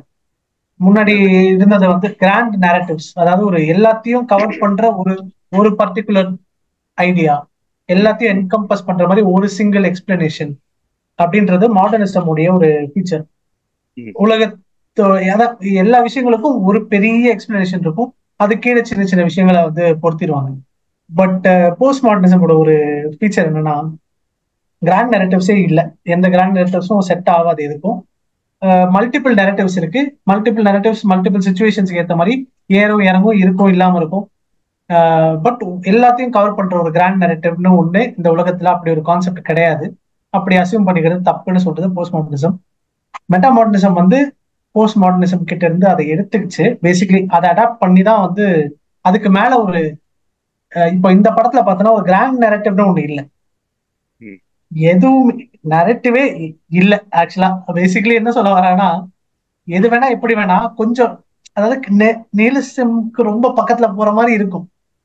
ஆனா யாருமே இதுல வந்து ஹோப் இழந்து போன மாதிரி ஒரு பினிஷிங்கே இருக்காது எந்த கதையிலையும். ஏன்னா கடைசியில அந்த சமந்தாவோட ஹஸ்பண்டுமே ஏத்துப்பாரு. அதேதான் எல்லாருமே இது இந்த மேன் சர்ச் ஃபார் மீனிங்க்கு எடுத்துட்டு போனா எதுவுமே இல்லைன்னா நான் வந்துட்டு ஃபுல்லா ஹோப் ஆயிடுவேன் அப்படின்ற மாதிரி தானே இருக்கு. நான் எல்லாத்தையும் இழந்துட்டேன், லெட் மீ பி ஹோப்ஃபுல் அப்படின்ற மாதிரி தான் இருக்கு. ஆனா இதுல வந்து இப்போ மொராலிட்டி என்னன்னே வந்து நமக்கு ஒரு கொஸ்டின் வந்துருக்கும். லைக் பீப்புள் பேசிக்கலி எனக்கு எப்படின்னா, நம்ம யாரு நம்ம என்ன அப்படின்றத வித்தியாசமான கேரக்டர்ஸ் வந்து ஹியூமன் நேச்சரை வித்தியாசமான கேரக்டர்ஸ் வச்சு எக்ஸ்பிளைன் பண்ண ட்ரை பண்ணிருக்காங்கன்னு எனக்கு தோணுது இந்த படத்துல. ஓகே, எல்லாருக்கும் புரியுற மாதிரி சிச்சுவேஷன் பேஸ் பண்ணி இந்த படத்துல இருக்கிற எல்லா கேரக்டர்ஸோட மொராலிட்டி வந்து நம்ம வந்து சொசைட்டல் ஸ்டாண்டர்ட்ஸை பொறுத்த வரைக்கும் குட் பேட்னு ஒன்று பிரிச்சு வச்சிருப்போம்ல, டிஃபைன் பண்ணி. ஒரே ஹியூமன் இந்த படத்துல எத்தனை வாட்டி எத்தனை விஷயங்களை தாண்டி ஏறி இறங்கி இந்த பக்கம் சுத்தி அந்த பக்கம் சுத்தி வருவாங்க அப்படின்றதே ஒரு செம்ம இன்ட்ரெஸ்டிங்கான கான்செப்ட். பிகாஸ் நேச்சுரலி ஹியூமன்ஸ் எல்லாருமே வந்து நம்ம எல்லாருமே அப்படிதான், கிரே தான், ஷேட்ஸ் ஆஃப் கிரே தான். யாருமே ஒயிட் பிளாக்னு நம்ம டிஃபைன் பண்ற மாதிரி ரொம்ப கஷ்டம் ஒரு இடத்துல. அதான் சோ பேசிக்கலி அந்த நேச்சரே வந்து கொஞ்சம் வித்தியாசம் கேரக்டர்ஸ் வச்சு பயங்கரமா சொல்லியிருப்பாங்க. அந்த ஏன்னா மிஷ்கின் வந்து விஜய் சேதுபதியை மீட் பண்ணும் போது கூட அது வெறும் கல்லுதான் சாமி அப்படின்னு, அதாவது நீனும் சுனாமியில தப்பிச்சேன்றது ஆச்சரியம், அத்தனை பேர்ல இவரு தான் நினைச்சாரு. ஆனா விஜய் சேதுபதியும் வந்து இது தப்பிச்சிருக்காரு. சோ எதை பிடிச்சிங்கன்னா, கல்லை பிடிச்சேன். அந்த கல்லுல என்ன இருந்தது, அது மிஷ்கினுக்கு வந்து என்னன்னு தெரியணும், அதுவும் சுனாமி ஆண்டவர், அது வெறும் கல்லுதான் சாமின்னு சொல்லிட்டு போறதே மிஷ்கினுக்கு வந்து அப்படியே சோகமாயிருது. ஒரு அங்கதான் வந்து அந்த கேரக்டருக்கு வந்து நம்ம நம்புறது கரெக்டா, அதே நான் அது அப்படின்னு யோசிச்சுட்டு இருக்கும் போது வெளில வந்து சந்தேகமே சாத்தான், சந்தேகமே இது திருவுகோள் அப்படின்னு சொல்லிட்டு வெளில இருந்து. சோ இப்ப என்ன நிறைய கேள்விகள் எங்க வருது, நம்ம வந்து ஒரு சில பிலீஃப் சிஸ்டம் நம்ம கேள்வி கூட கேட்க கூடாது. அதாவது வெளில இருக்கிறவங்க கேள்வி கேட்பாங்க, ஆனா உள்ள இருக்கிறவங்க கேள்வியே கேட்க கூடாது. கேட்டா அது வந்து பிளாஸ்பமி இல்ல ஃபெய்த் குவெஸ்சன் பண்ணக்கூடாது. ஃபெய்த் அது வந்து ஒரு ஃபெய்த்ன்றது ஒரு strong word, not only because of their own definition but also because of then external definition.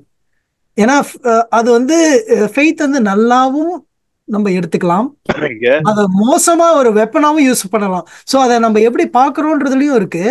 இப்போ மிஷ்கினுக்கு வந்து ஆக்சுவலி அங்க அந்த அந்த பாயிண்ட்ல ஒரு பின்ன போடுறேன், ஓகேவா? ஏன்னா இந்த full movie it is questioning the morality of all concepts. many concepts சரி, Or ஆமா. yeah, Many not all, concepts, but many many concepts. அதுல என்னன்னா ஒன்னஸ் அப்படின்னு நம்ம சொல்றோம். வேற எங்கேயும் போல, இங்கதான் இருக்கேன். ஒன்னஸ் அப்படின்னும் போது இதுவும் போகும் you சொல்லு. you cannot have one whole oneness if you don't have both extremes of a spectrum.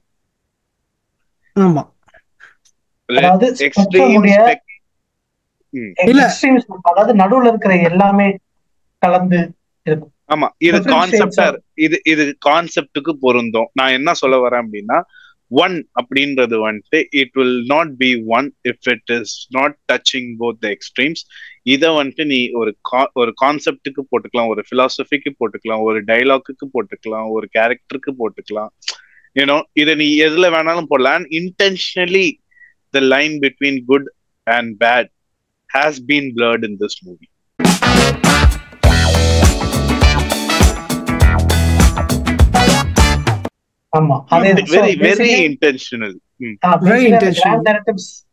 இல்லாததே இதுதான் பேசிக்கலி. அந்த ஒன் அப்படின்ற விஷயம் வந்து இங்க எக்ஸிஸ்ட் ஆகாது, அப்படி ஒண்ணு இல்ல.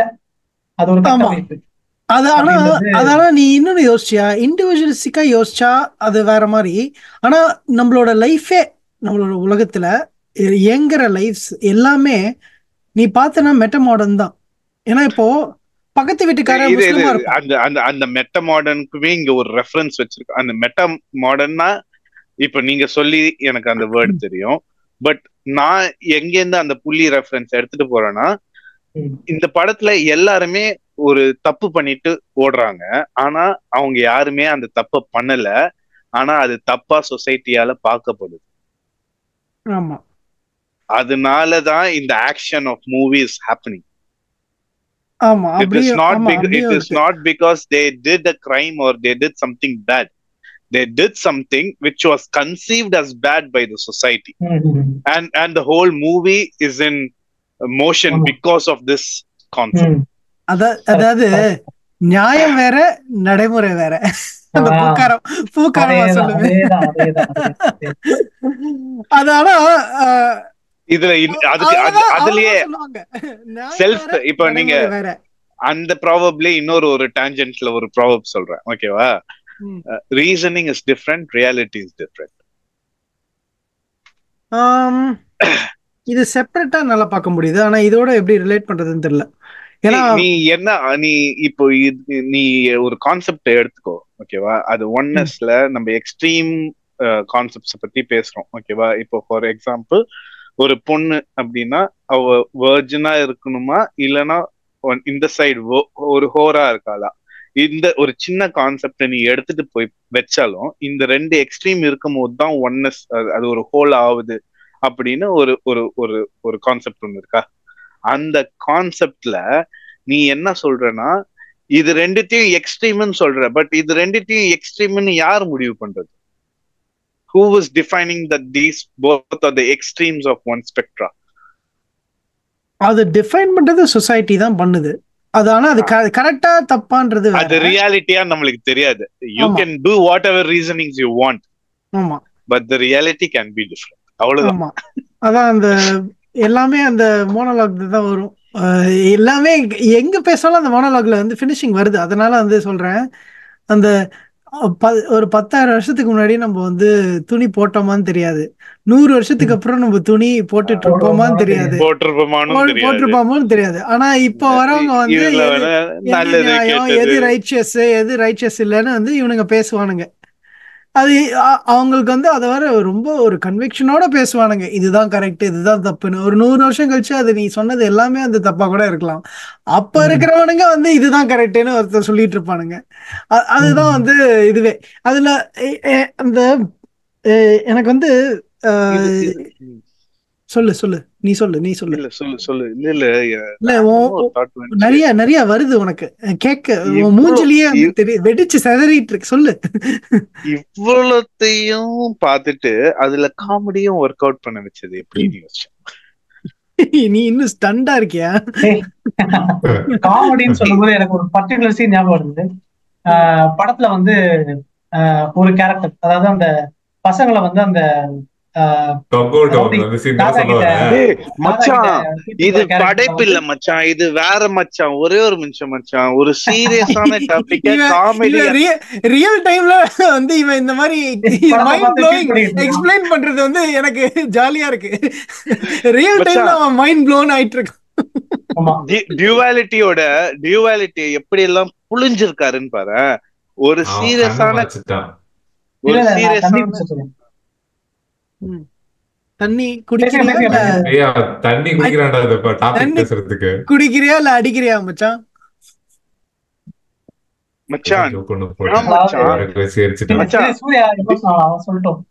டியூவாலிட்டிய எப்படி எல்லாம் புளிஞ்சிருக்காருன்னு பாரு. ஒரு சீரியஸான கான்செப்ட காமிக்கலா சொல்லியிருக்காரு.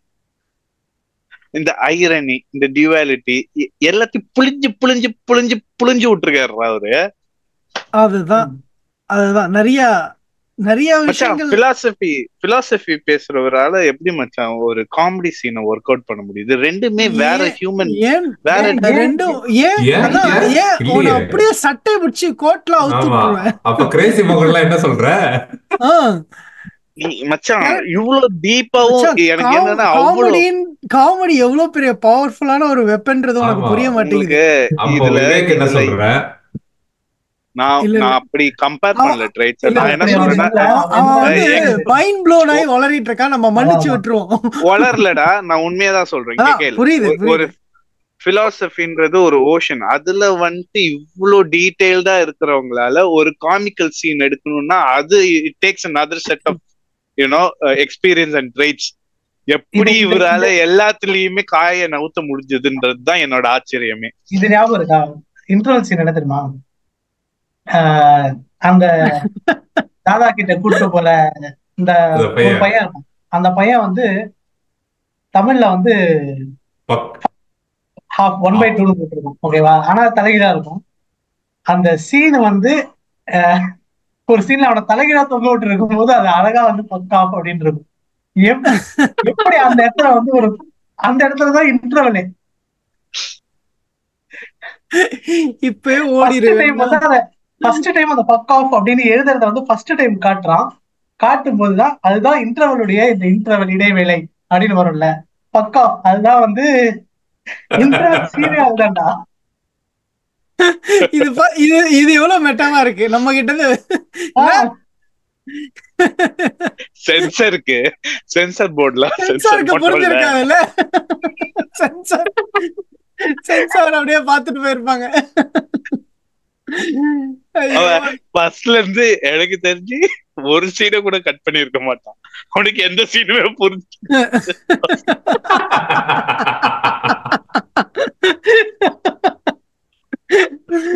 ஐயோ கரெக்ட் தான். ஆக்சுவலா நானும் வந்து தேடி தேடி பார்த்தேன்டா, யாராச்சும் இந்த ஏலியன் சீனை அப்ரிஷியேட் பண்ணிருக்காங்களா, பண்ணுவாங்களா அப்படின்னு. நிறைய பேருக்கு வந்து ஏலியன் சீன் வந்து தேவையில்லாம் சொன்னாங்க. இல்ல அது பிடிக்கல. ஆனா அந்த ஏலியன் சீன்ல நிறைய ஆங்கிள்ஸ் இருக்கு மச்சான். பிடிக்கலன்னு இல்ல மச்சான், இங்க பாரு நிறைய பேருக்கு பிடிக்கலன்னு போட்டிருக்கானுங்க ரிவ்யூஸ்ல.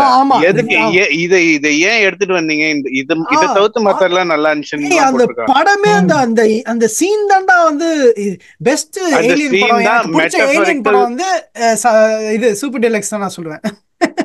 எனக்கு பிடிச்ச ஏலியன் படம். அதுல வச்சுக்கிட்டு வந்த நிறைய பிலாசபிஸோட விஷுவல் ரெப்ரசன்டேஷன் தான் அந்த ஏலியனா நான் பாக்குறேன். என் ஊர் இங்க பிறந்தது வளர்ந்ததெல்லாம் இங்கதான், ஆனா என் பூர்வீகம் வேற. ஓகே, இது ஆக்சுவலா நம்ம கான்ஸ்பிரசி தியரி எல்லாம் நிறைய பேசணும்னு வச்சுக்கோங்க. ஒரு எபிசோட்ல வெறும் கான்ஸ்பிரசி தியரியா பேசுவோம், சரியா? ஏன்னா எந்த ஒரு இன்னோவேஷனும் இல்லாம என்னன்னு பேசலாம். ஓகே, ஆனா இப்ப என்கிட்ட யாராச்சும் இப்பெல்லாம் வந்து நான் ஏலியன் இந்த டைரக்டர் தான் அந்த ஏலியன் அப்படின்றோமா, நீ இன்னும் மைண்ட் ப்ளோன் தான் இருக்கான் அப்படியே. இப்போ இல்ல ஏலியன் வந்து நான் வந்து இனிமேல் யார்கிட்டயும்லாம் வந்து நான் வந்து இனிமேல் alien do you believe in ஏலியன்ஸ்லாம் வந்து நான் அந்த ஒரு கான்வர்சேஷனுக்குள்ளேயே நான் போக மாட்டேன். சரியா? அது என்ன to you believe in aliens? Aliens இருக்கு, நம்ம பார்க்கலன்னு வேணா நான் சொல்றேன். ஆனா ஏலியன்ஸ் இருக்கா இல்லையான்றது வந்து கேள்வியே இல்ல. நீ கேள்வியே கேட்க கூடாது டு யூ பிலீவ் இன் ஏலியன்ஸ்னு. நம்ம பார்த்திருக்கோமா இல்லையா, நம்மளுக்கு வந்து அது கண்ணுல தெரிஞ்சிருக்கா அப்படின்றதுதான் கேள்வி. சோ இப்போ ஏலியன்றது வந்து இங்க நம்ம உலகத்துல இருக்கா அப்படின்ற ஒரு கேள்விக்கு ஒரு கான்ஸ்பிரசி தியரி, ஒரு இது வந்து எவிடன்ஸ் இல்லாம கான்ஸ்பிரசி தியரியா ஒண்ணு நான் வந்து ஓகே இது இன்ட்ரெஸ்டிங்கா இருக்கு அப்படின்னா அது சூப்பர் டீலக்ஸ்ல காட்டுற மாதிரி தான் இருக்குமோன்னு எனக்கு தோணும்.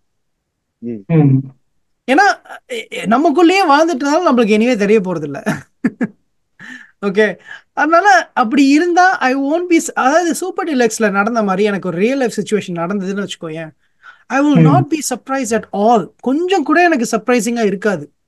ஒரு ஏலியன் வந்து அவனை கூப்பிட்டு போனா, ஆமா எனக்கு கொஞ்சம் கூட சர்ப்ரைசிங்கா இருக்காது. ஏன்னா if at all there are aliens anywhere close by, okay, நம்மளோட சோலார் சிஸ்டம் கிட்ட நம்மளுக்கு தெரிஞ்ச ஏலியன்ஸ் ஓகே இருந்தா it will be observing us. அவ்வளவுதான், நல்லா நீட்டா கிளியரா அப்சர்வ் பண்றது. இப்போ அந்த மாதிரிதான் நான் வந்து சூப்பர் டீலக்ஸ் எப்படி கட்சாலும் அப்படிதான். இப்போ அதுல அந்த ஏலியன் பக்கத்துல இருக்கும், அண்ணனா இருக்கும், அந்த ஏலியன் தம்பியா இருக்கலாம், ப்ளூ கோட் பக்கத்துலயே உட்காந்து ஒரு ஏலியன் ரேஸ் இருந்ததுன்னா அவங்க வந்து நமக்குள்ள ஐ மீன் இங்க எர்த்தை வந்து விசிட் பண்ணிருக்காங்கன்னா ஆப்வியஸ்லி நம்ம வந்து அவங்கள டிடெக்ட், அவங்க ஆப்வியஸ்லி ரொம்ப அட்வான்ஸ்டா இருப்பாங்க, நம்மளை விட பல மடங்கு அட்வான்ஸ்டா இருப்பாங்க. ஏன்னா அந்த எபிலிட்டி இருந்தா மட்டும்தான் டிராவல் பண்ணி வந்து இது பண்ண முடியும். ஸோ நம்மளால அவங்கள வந்து டிடெக்ட் பண்ண முடியாத அளவுக்கு அட்வான்ஸ்ட் டெக்னாலஜி இருந்தா மட்டும்தான் வந்து அப்படி ஒரு விஷயம் நடக்கும். இங்க நம்மளுக்கு வந்து ஃபியூ டிமென்ஷன்ஸ் தெரியும், இப்போ வந்து கண்டுபிடிச்சிட்டே இருக்கோம் நேச்சர் ஆஃப் ரியாலிட்டி.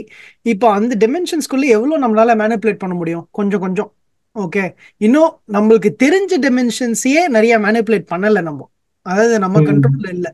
ஸோ கொஞ்சம் அட்வான்ஸ் இந்த டைப் 4 டைப் 5 சிவிலைசேஷன் வரைக்கும் வந்து இந்த மிச்சியோ காக்காவை சொல்லுவாரு, அந்த லெவல்ல இருக்கிறவங்க எப்படி எப்படிலாம் மேனிபுலேட் பண்ணிட்டு வருவாங்க அப்படின்றதெல்லாம் எனக்கு வந்து சூப்பர் டீலக்ஸ்ல இருக்கிற மாதிரி இருக்கிறது ரொம்ப சர்ப்ரைசிங்கா இருக்காதுன்னு சொல்றேன். அதுதான் இப்போ அப்படியே நம்ம ஒரு ரேப் அப் பண்ணோம்னா இந்த ஏலியன்ல இருந்தே ரேப் அப் பண்ணுவோம்.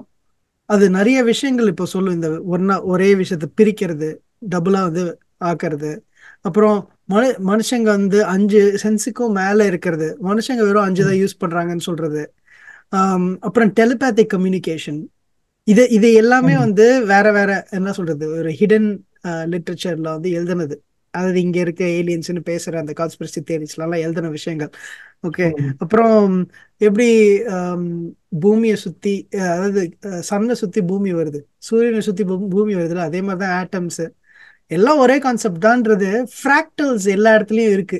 ஃப்ராக்டல் ஜியோமெட்ரி வந்து எப்படி ஃப்ராக்டல் ஜியோமெட்ரி எப்படி எக்ஸ்பிளைன் பண்றது? நம்மளுக்கு வந்து எனிவே டீடைல்டா பிசிக்ஸ், குவாண்டம் பிசிக்ஸ்லாம் நம்ம பேச தேவையில்ல, நமக்கு தெரிஞ்சது சிம்பிளா சொல்லணும்னா வந்து இப்போ ஃப்ராக்டல் ஜியோமெட்ரினா என்னன்னா, இப்போ நம்ம வந்து 2 dimensional வந்து ஒரு ஆப்ஜெக்ட் பண்றோம், லெங்த் பிரெத் இருக்கு, 3 dimensional லெங்த் பிரெத் ஹைட் இருக்கா, ஒரு ட்ரையாங்கிள் ஷேப் எடுத்துட்டு, ஸோ இப்போ பேசிக்கலி ஒரு ஃப்ராக்டல் ஸ்ட்ரக்சர்னா என்னன்னா அதோட mini structure will be a representation of itself, of the whole, ஆமா of the whole. So basically ஒரு நான் எப்படி எக்ஸ்பிளைன் பண்றேன், ஒரு ஃப்ராக்டல் ஒரு ப்ராடக்ட் இருக்குன்னு வச்சுக்கோங்க. அந்த ப்ராடக்ட்ல வந்து இப்போ ஒரு நார்மல் 2 dimensional ட்ரையாங்கிள் நம்ம பேப்பர்ல வரைஞ்சோம்னா அதுக்கு ஒரு ஸ்பெசிபிக் ஏரியா இருக்கும். ஓகே, சர்ஃபேஸ் ஏரியா ஒரு ஸ்பெசிபிக்கா தான் இருக்கும். ஆனா ஒரு ஃப்ராக்டல் ஸ்ட்ரக்சர்ல எப்படி இருக்கும்னா அது 3 dimensional இருக்கும். அதோடைய சைஸ் பெருசா ஆக்காமையே அதோடைய ஆக்சுவல் ஏரியா வந்து பல மடங்கு ஜாஸ்தியா இருக்கும். So within itself it will have similar structures to the whole. Okay, so அந்த ஏரியா பெருசா இருக்கிறதுனால இப்போ சூப்பர் கம்ப்யூட்டர்ஸ்லாம் வந்து ஃப்ராக்டல் ஜாமெட்ரியில தான் வேலை செய்யுது. சின்ன இடம், சின்ன ஸ்பேஸ்லயே வந்து பயங்கர பவர்ஃபுல்லான கம்ப்யூட்டர்ஸை வந்து சிப்ஸ் எல்லாம் உருவாக்குறது வந்து இந்த ஃப்ராக்டல் ஸ்ட்ரக்சர்ஸ் வச்சு தான் வந்து பண்றாங்க. ஆக்சுவலா நான் எடிட்ல வந்து ஏதாச்சும் ஒன்று ஆட் பண்ணி விடுறேன் ஃப்ராக்டல்ஸ் பத்தி பேசுறது, அது இன்னும் ஓகே. யூஸ்ஃபுல்லா இருக்கும், ஈஸியா இருக்கும். ஆமா ஸோ ஆமா. யாராச்சும் நல்லா எக்ஸ்பிளைன் பண்ணியிருந்தாங்கன்னா, ஃப்ராக்டல் ஜியோமெட்ரி வந்து எல்லா இடத்துலயும் நம்மளோட நேச்சர்ல இருக்கு. ஃப்ராக்டல்ஸ் பேட்டர்ன்ஸ் அந்த வந்து ஒரு 3 பிரான்ச்சஸா இருந்தாலும் சரி, யூனிவர்ஸோட ஸ்பைரலா இருந்தாலும் சரி, நம்மளோட சோலார் சிஸ்டம் எல்லாமே அந்த ஃப்ராக்டல் பேட்டர்ன் வந்து என்னமோ இது ஒரு லா மாதிரி இருக்கு. லா ஆஃப் தி யூனிவர்ஸ் மாதிரி அந்த ஃப்ராக்டல் பேட்டர்ன்ஸ் வந்து வேலை செய்யுது. ஸோ அது அந்த ஏலியன் சொல்லும் போது கூட ரொம்ப இன்ட்ரெஸ்டிங்கா இருக்கு. அப்புறம் நான் வந்து உங்களுக்கு எல்லாம் எப்ப புரியும் நான் வெயிட் பண்ணிட்டு இருக்கேன் அப்படின்னு சொல்லும். பேன்தியிசம்னு ஒன்று இருக்கு. இன்ஃபேக்ட் ஸோ பேசிக்லி இதோடைய லாஸ்ட் எண்ட் எப்படி தெரியுமா வரும்? இந்த ஏலியனோட மோனோலாகோட எண்ட் எப்படி இருக்கும்னா, ஆக்சுவலா சொல்லணும்னா நம்ம இதை பார்க்கறதுக்கு இப்போ எக்ஸிஸ்ட் ஆகுறதுனாலதான் இந்த உலகம் இப்படி இருக்கு அப்படின்னு சொல்லியிருப்பாங்க. So basically what we are able to visualise, what we are able to see, what we are able to perceive, உலகம் இப்படிதான்ன்றது நம்ம பர்செப்ஷன், நம்மளுடைய பிரெயின் ஸ்ட்ரக்சரு, நம்மளுடைய கண்கள், நம்மளுடைய விஷன் அண்ட் அதர் சென்சஸ் இருக்கிறதுனால மட்டும்தான் நம்மளால வந்து இப்படி தெரியுது. இப்படி தெரியுது நமக்கு மட்டும்தான். அது ஆக்சுவலா இப்படி தெரியும் அப்படின்றது கூட மேபி இருக்கலாம். ஓகே, சோ நம்ம இதை அப்சர்வ் பண்றதுக்கு இருக்கிறதுனாலதான் இது இப்படி தெரியுது. வேற மாதிரியான சென்சஸ் இருக்கிற ஒரு உயிரினம் இதை அப்சர்வ் பண்ணும்போது அது இப்படியே இருக்கு, வேற எப்படி வேணா இருக்கலாம். சோ பேசிக்கலி இது எதுக்குமே வந்து ஒரு நீங்க நினைக்கிற மாதிரி ஒரு பெரிய மீனிங்கோ உள்ள அர்த்தமோ அப்படின்லாம் ஒண்ணு இல்லவே இல்ல. இது ரொம்ப ரொம்ப ரேண்டம். இது வந்து லைக் என்ன சொல்றது, இதுக்கு பெரிய ஒரு சிங்கிள் ஸ்ட்ரக்சரோ எதுவுமே கிடையாது, இதுக்கு ஒரு அர்த்தமும் இல்ல, எதுவுமே இல்ல. ரேண்டமா ஒரு இவெண்ட் நடக்குது. ஃபர்ஸ்ட் செல் வந்து ஸ்பிளிட் ஆகுது, அதுல இருந்து உயிர் உருவாகுது, உயிரினங்களா நம்ம உருவாகிறோம். நம்ம வந்து உலகத்தை அப்சர்வ் பண்ணி இப்படிதான் இருக்கு, நம்ம வந்து நோட் பண்றோம், எழுதி வைக்கிறோம், போட்டோ எடுத்து வைக்கிறோம், ஏதோ எடுத்து வச்சிருக்கோம். இந்த கல்லு, மண்ணு, இந்த பூனை, நாய், நம்ம எல்லாமே ஒண்ணுதான் அப்படின்னு சொல்றது நம்ம soul of spirituality. Link in description மக்களே. அப்படி அதுலயே நம்ம பேசியிருக்கோமே பேன்தியிஸ்டிக் வியூ ஆஃப் இது. சரி, அதுல வந்து கடைசியில ஒரே ஒரு டைலாக் கூட நம்ம வந்து முடிக்கலாம். அதுல முடிக்கிற மாதிரியே அதுல வந்து ஒண்ணு சொல்லுவாரு, இந்த வாழ்க்கை அர்த்தம் அற்றது ஆனா உன்னதமானது. ஆமா, இந்த வாழ்க்கையில் உன்னதமானது ஒண்ணு இருக்குன்னா அது வாழ்க்கையேதான்.